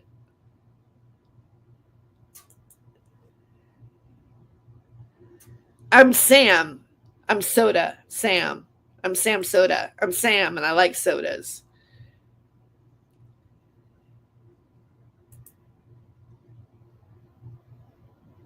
The Peanut Butter Mafia. Everything David talks about or writes that isn't shitting on his family comes from a couple of documentaries he didn't even watch properly. Yeah, I just, there's been some videos where he's put us as archetypes of his family. Like apparently I'm like his sister Cindy or something like that. Like I represent her. I don't know. I was like, please take me out of your family dialogue. Do you mind? I've nothing to do with. It's crazy. I wonder what would happen. All of David's magical power descriptions come from movies. Yeah, of course. He uses a lot of the buzzwords. The buzzwords that I've heard for so many years in the truth media, in the UFO media. It's during, I'm a shaman. It's never, I mean, if you really study Christianity, right? Or if you understand it, shamanism is not acceptable in Christianity. I mean, in evangelical Christianity, shamanism, none of it, tarot reading, journeying, none of that. I remember when I was growing up, going to a church and, them saying that being psychic was of the devil. Like, even if you had a premonition or something like that, that was of the devil. And I remember, because as a child, I'm probably, maybe I shouldn't be saying this, but as a child, I've always, I hate to say this, like, oh, you're going to say that you're psychic, but I am psychic. Even when I was a child, I was clairvoyant when I was a child. So, but I suppressed it because I heard this, like, this is evil. And so I shut it down for a really long time. And then, but I can see to a certain extent. So people say, oh no, don't tell me that. I mean, I'm not going to be going up to people going, I'm an intuitive healer psychic, give me your money.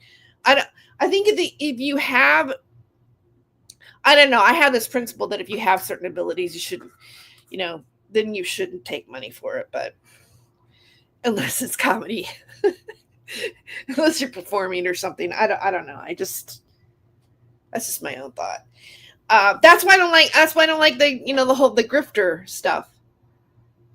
David Shaman. I don't think he's anything. You have, in order for you to believe anything that he says, you have to believe his narrative, his story, which is ever changing. I can't believe he's still on YouTube. It's shocking to me that he's on YouTube still. That YouTube allows it. Like I'm just, it's beyond my comprehension right now. I don't know how big that looks on the screen, but it's, yeah, I can see that in you, Angela.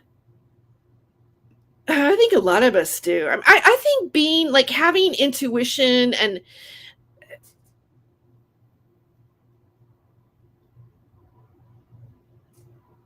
right, and he's already having end of the month blues, but we're not even at the 15th yet. Like, we're midway. We're midway in the month. Like, it's like, oh, I've got money. Here's what got me the most about David. I wasn't planning on talking about David, but I had a feeling I was going to end up talking about David because it feels like a David night. When he went to Joann's Fabrics, going out of business sale, and then he goes, I spent $70 at Joann Fabrics. I don't have enough money. I only got $25 left for food. I was like, hey, you know what? You got to make choices, right? Maybe you should have, like, fundraised for Joann Fabrics before you went to Joann Fabrics and go, hey, guys, I'm going to make you some really ugly purses with jean material. some pants from some old pants I have and like make a bag out of it. You know, I need $70 for Joann's. If you want me to make you a quilt, I need some money, right? Get me started so I can like have a product to give you. Fine. But don't go there because you're just being greedy and you go, oh, I'm going to go to Joann Fabrics and spend more money than I should because I want to have a whole packet of these needles that I can like, that are the best needles ever. And then I got to have 3 of them. So I'm going to spend a bunch of money. So I need a bag and talk shit about a bunch of people and then beg afterwards so that I can have enough food for the rest of the month. I have no tolerance for this. Get a damn job. Go back to college. Oh no, I have PTSD. Okay, well, so do I. So does everybody. Like practically existing makes you have PTSD. Going out the door can give you PTSD because the world is harsh. All right. Suck it up and, you know, do something other than be on your channel and harm other people's reputations because you think you're entitled to it and you want to save face with your narrative and make your book sales. That's what I think is going on. That's what I think is his main motivation. All right. That's why I'm talking about it. That's why I don't like him. That's why he doesn't like me, because I'm going to point that out about him. He's a grifter and it's disgusting. And I'll say it over and over again. You want to know why? Because I have an opinion. It's okay to have an opinion, but I believe that to be true. I think what I think is actually the truth. That's my opinion, but I also think it's true. And I think a lot of other people see it too. Otherwise, we wouldn't be hanging out together. You guys wouldn't show up, you know, tonight if we didn't have that bond of abuse from a group of people that stem from a higher up group of people, right? Certain man out there that wants to throw my name around for an MSU article, which, by the way, I'm going to get to and talk about, but not here. I'm probably going to do it over on the other channel. So.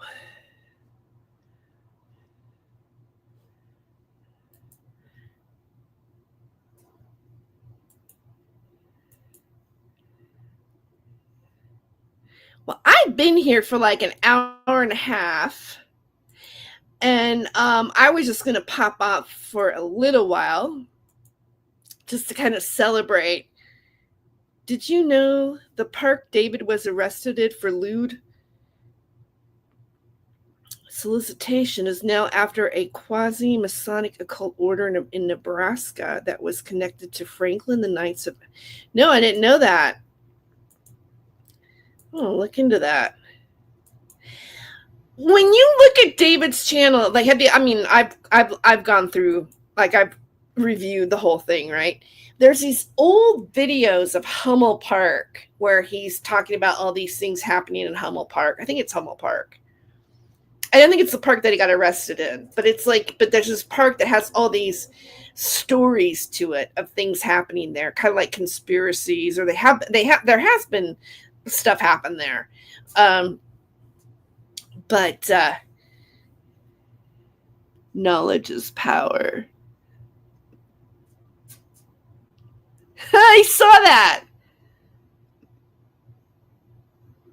Power is knowledge.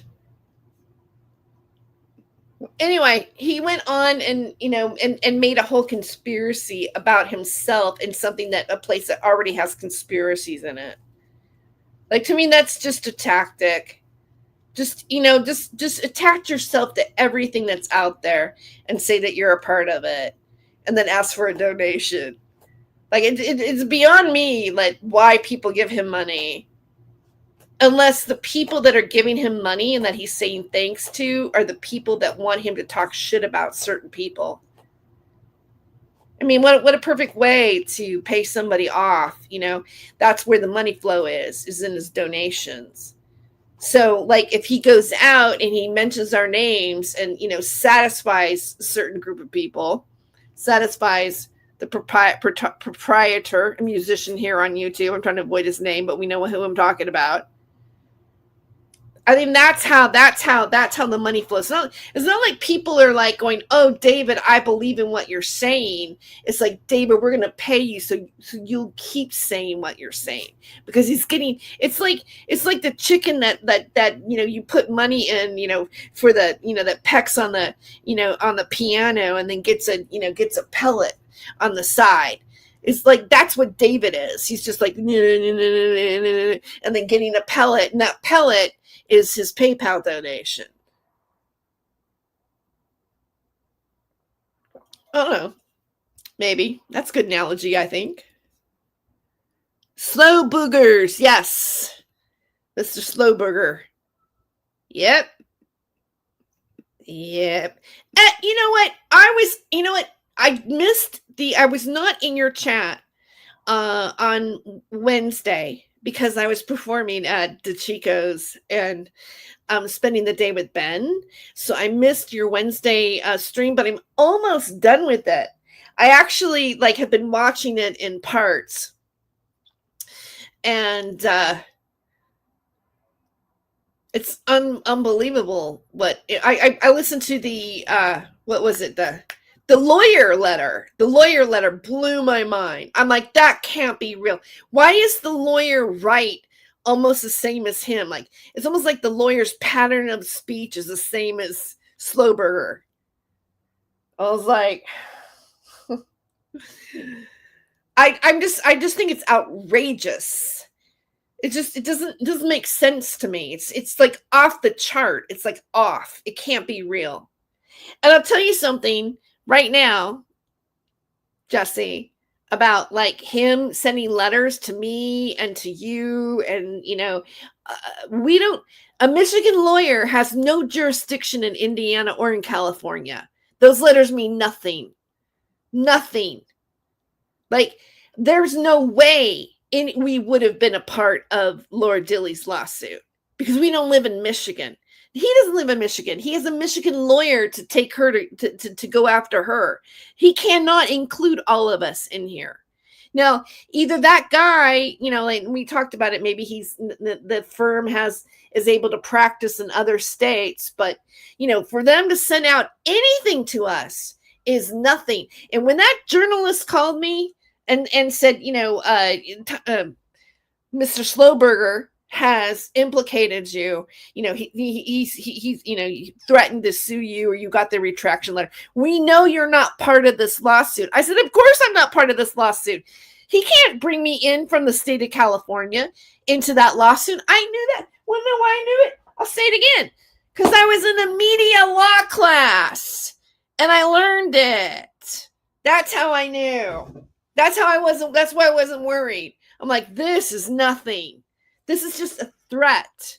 Actually, what he's doing is bullying and a form of harassment.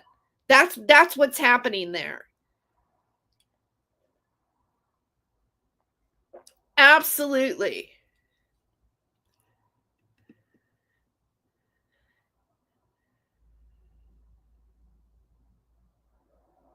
Yeah. Wacky Wednesday. It was fun. It was a fun show. I responded to the lawyer after that and had been over a week and no response. Imagine that. Yeah, they're not going to respond. And really, honestly, I don't see it happening. I don't see that lawsuit happening in being successful for him. And I think a lot of us feel that way. I just don't. I'm like, okay. Well, you got your time. You were able to get an art. You thought, you were going to slam us. You thought you were going to like run our names in the mud in a student newspaper. Okay. And ruin my career or everybody else, or, ruin us. He thought he was going to be satisfied. That's the whole point. I think it's a waste of time. You should just really leave us alone. I just want to have my life. I met some nice people. You guys are, I made friends with you guys. I wouldn't know you if we weren't caught up in this in the same situation. But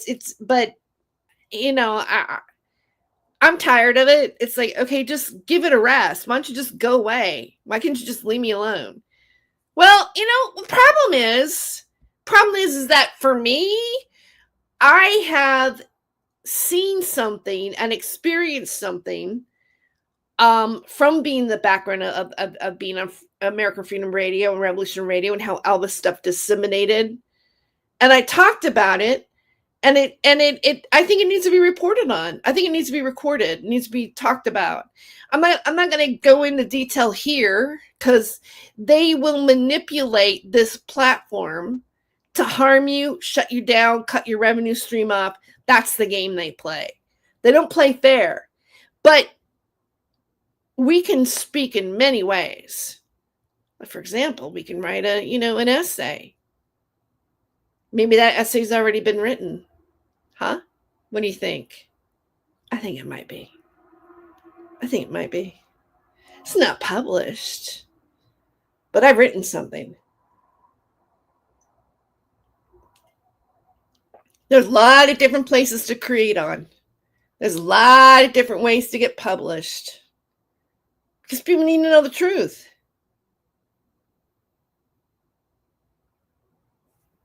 If there's nothing that I've said about this that wasn't already published in the mainstream media. And I told that journalist that very thing.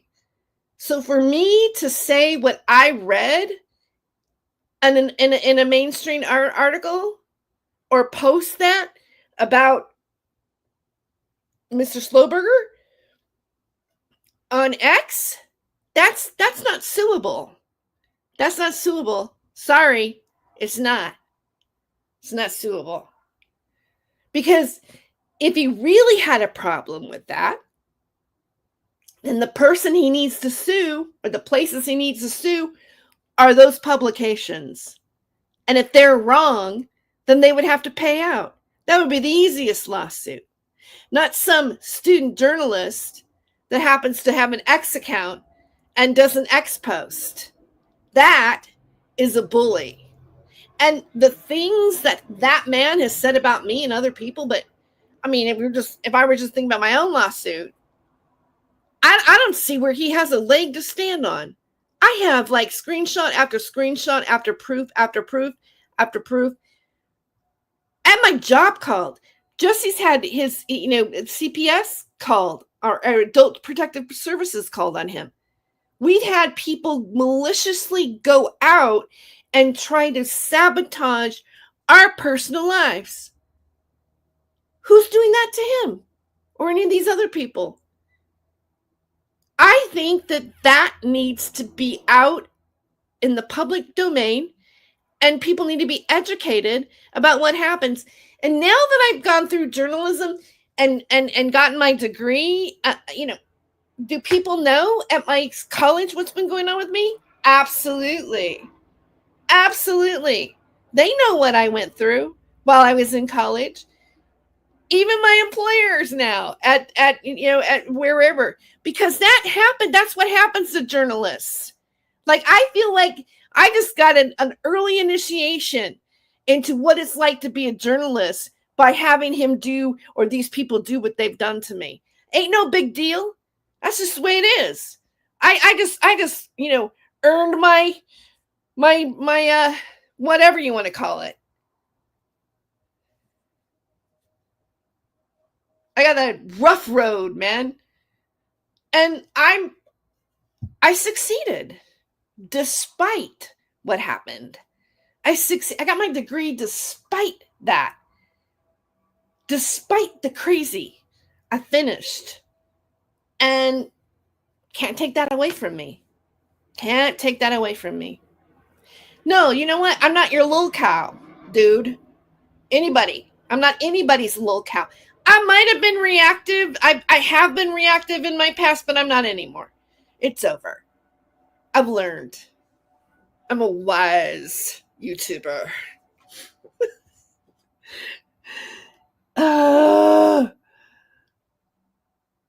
We did. We all did meet. We did meet because of this shit.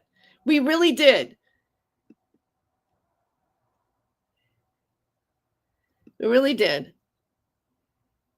Intimidating witnesses who've seen this illegal behaviors online against others. Yep.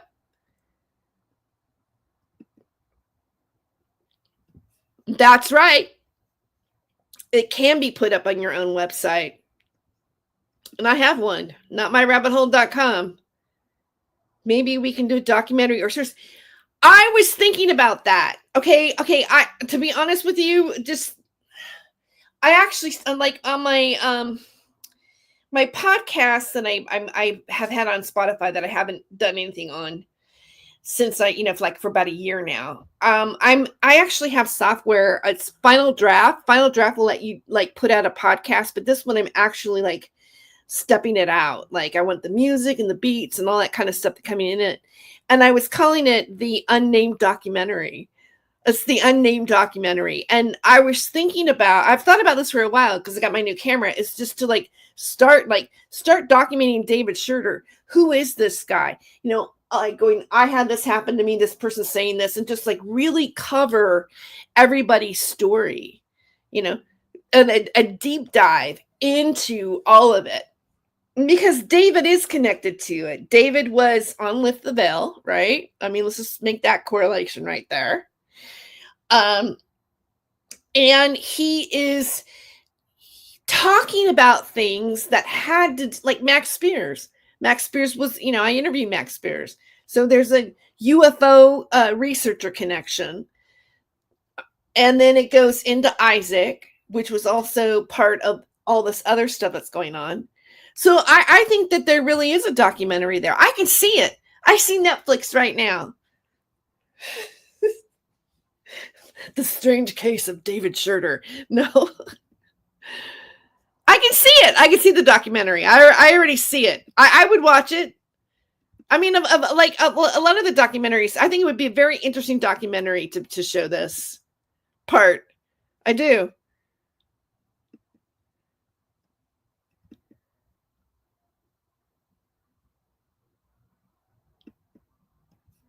Okay, what time is it?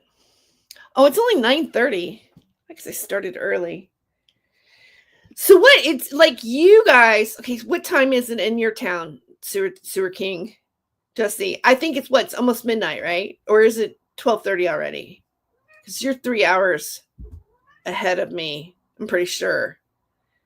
Angela G, are you like out in like Arizona, New Mexico area? Maybe you're only like an hour ahead. I forgot where you were exactly. 12:30, yeah. Yeah, I hate Eastern time. Like when I've been in Eastern time and then I know what Pacific time is, and then it's like 12:30, I'm like, oh yeah, but it's only 9:30 at home. Like I go through this weird psychological thing. I'm like, no, but it's really only 9:30, but it's 12:30, but it's really 9:30. Okay. Yeah. I like having more time. Not that it's more time because we're all on our own time, but it's weird. It's kind of like when somebody, like when Ben comes across, the pond, from England over to here. I mean, just think about like his time zone. But it's almost like that in itself is like sort of a form of time travel. No, it's not really, but we don't all exist at the same time. Yeah, I don't either. Although I do kind of like it in the summer how it's lighter until later. I do like that. I have to admit. Like right now I'm still kind of sweaty. It's like it's still hot it's really hot in Fresno. It's going to get into triple digits. It sometimes it can be like 118, 113 here, 104. I think 14. It gets really hot here. We have a pool, so I'm going to go swimming, but I have to shave my legs first. Sorry, I'm a girl. I was like, I keep thinking, I'm like, I'm gonna go to the grocery store and get a razor, like, yeah. So anyway.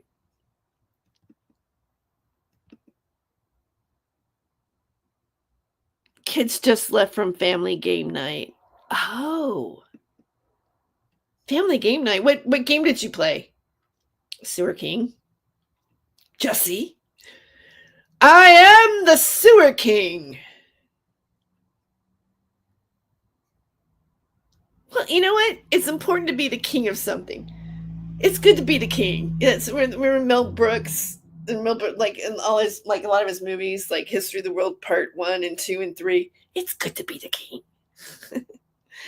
I love Mel Brooks. I love. You know what? I'm friends with Mel Brooks on Facebook. Mel Brooks sent me I'm going to brag. Mel Brooks sent me a friend request. No, it's true. True story. Mel Brooks sent me a friend request.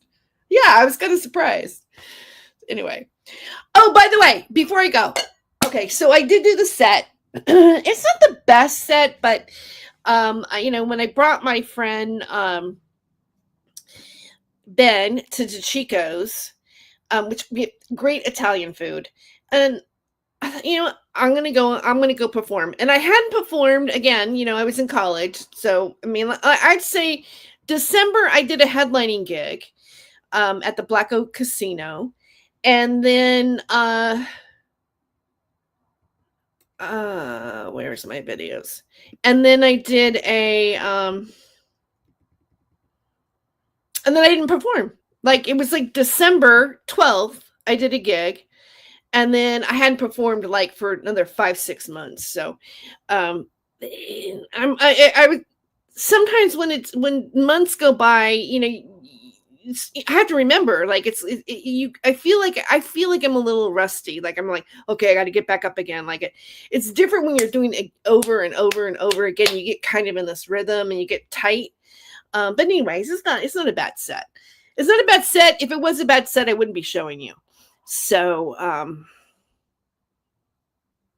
okay, this is the first one. So let me find. Yeah, here it is.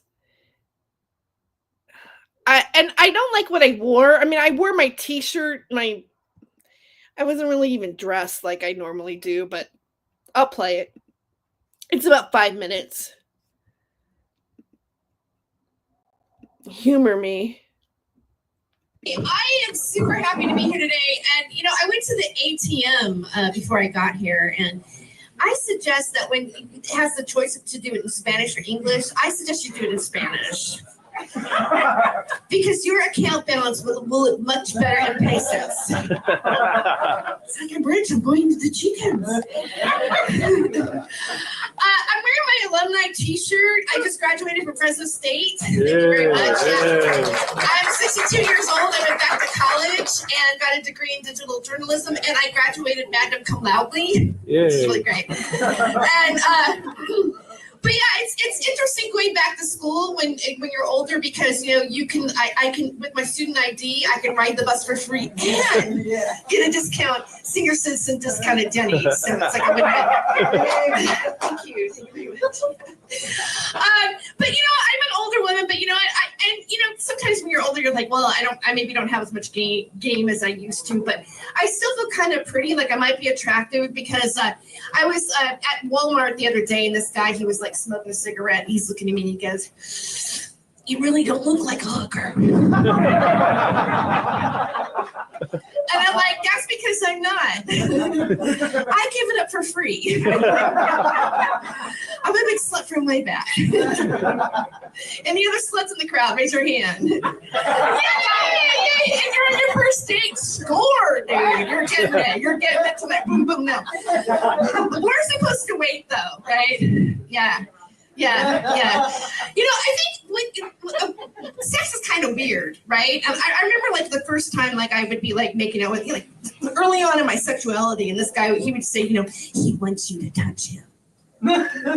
It's like he called it he, like it was a little person or something. And I go, this is really weird, but it can happen like over and over again, like 4 times a day, like he wants you. And I don't know about any other women out here. Like, I've never named my thing ever. Like, I never went, she wants you. My mother wants you. Give me a smoke, Oh, look, it's smoke rings.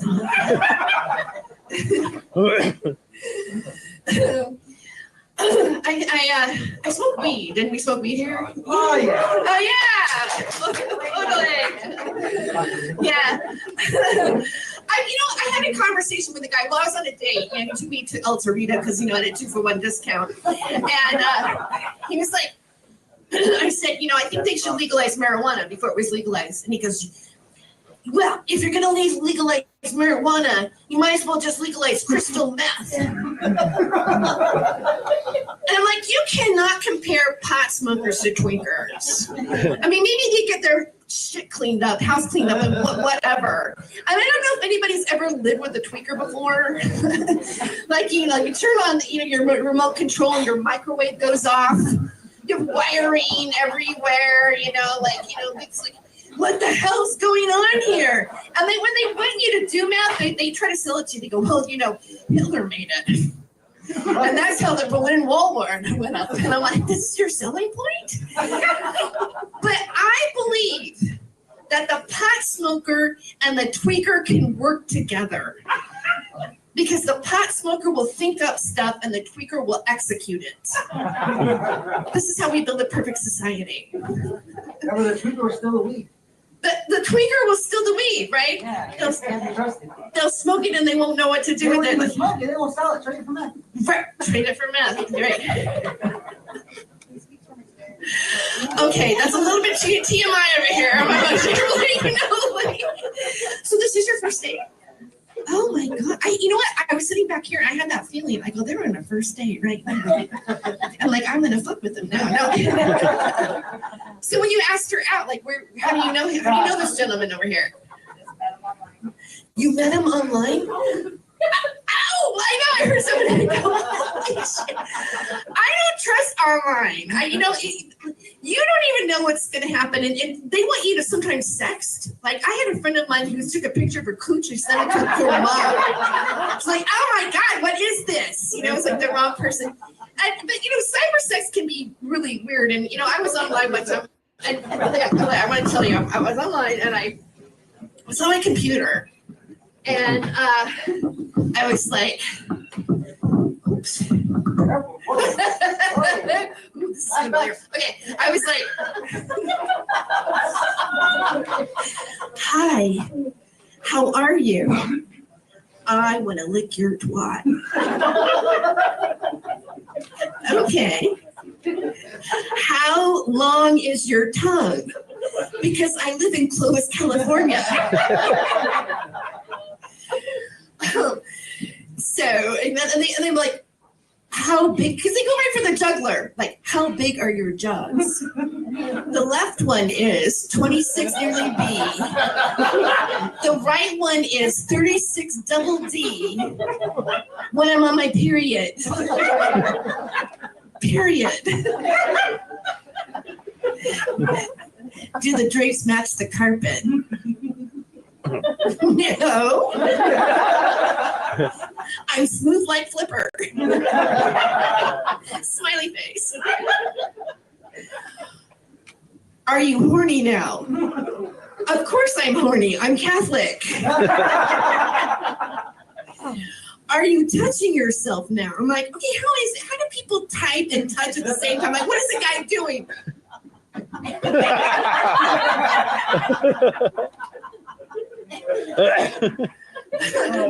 All right, that's my time. Thank you guys.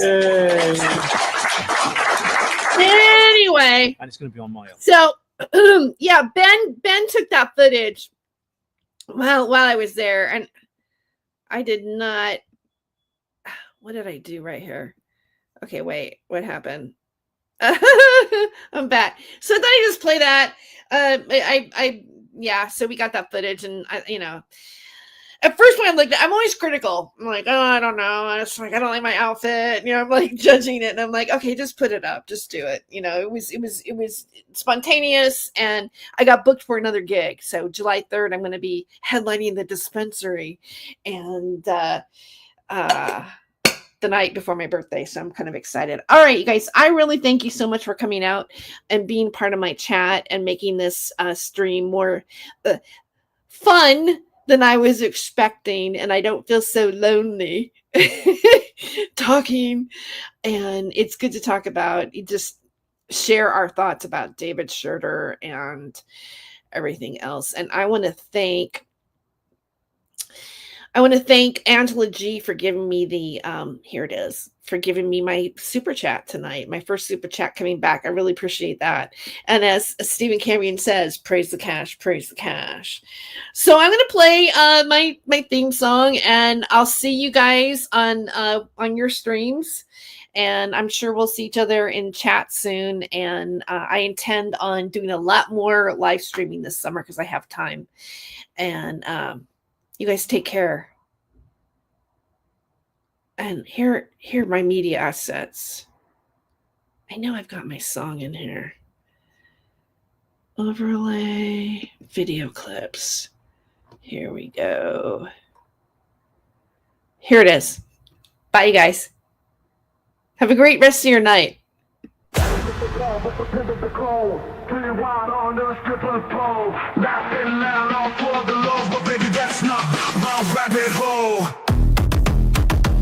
He ain't no Saint Germain, no crown, no name. He plays the game sharp as a flame. Who's to blame for the stolen fame? A shadow dance in the devil's frame. Go in a rabbit hole, losing control, spinning wild on a stripper pole. Laughing loud all for the lows, but baby that's not my rabbit hole. City lights and sirens scream, truth and lies blend like a dream. Wicked smiles, a clever scheme, chasing gold in the neon gleam. Go in the rabbit hole, losing control, spinning wild on the stripper pole. Laughing loud all for the lows, but baby that's not my rabbit hole.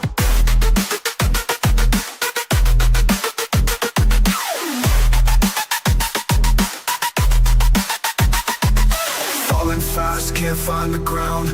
Echoes of chaos all around. You chose this dance, this mad parade, but not every choice gets accolades. Go in the rabbit hole, losing control, spinning wild on the stripper pole. Laughing loud all for the lows, but baby that's not my rabbit hole. Spinning wild on the stripper pole. Laughing loud all for the lows, but baby that's not my rabbit hole.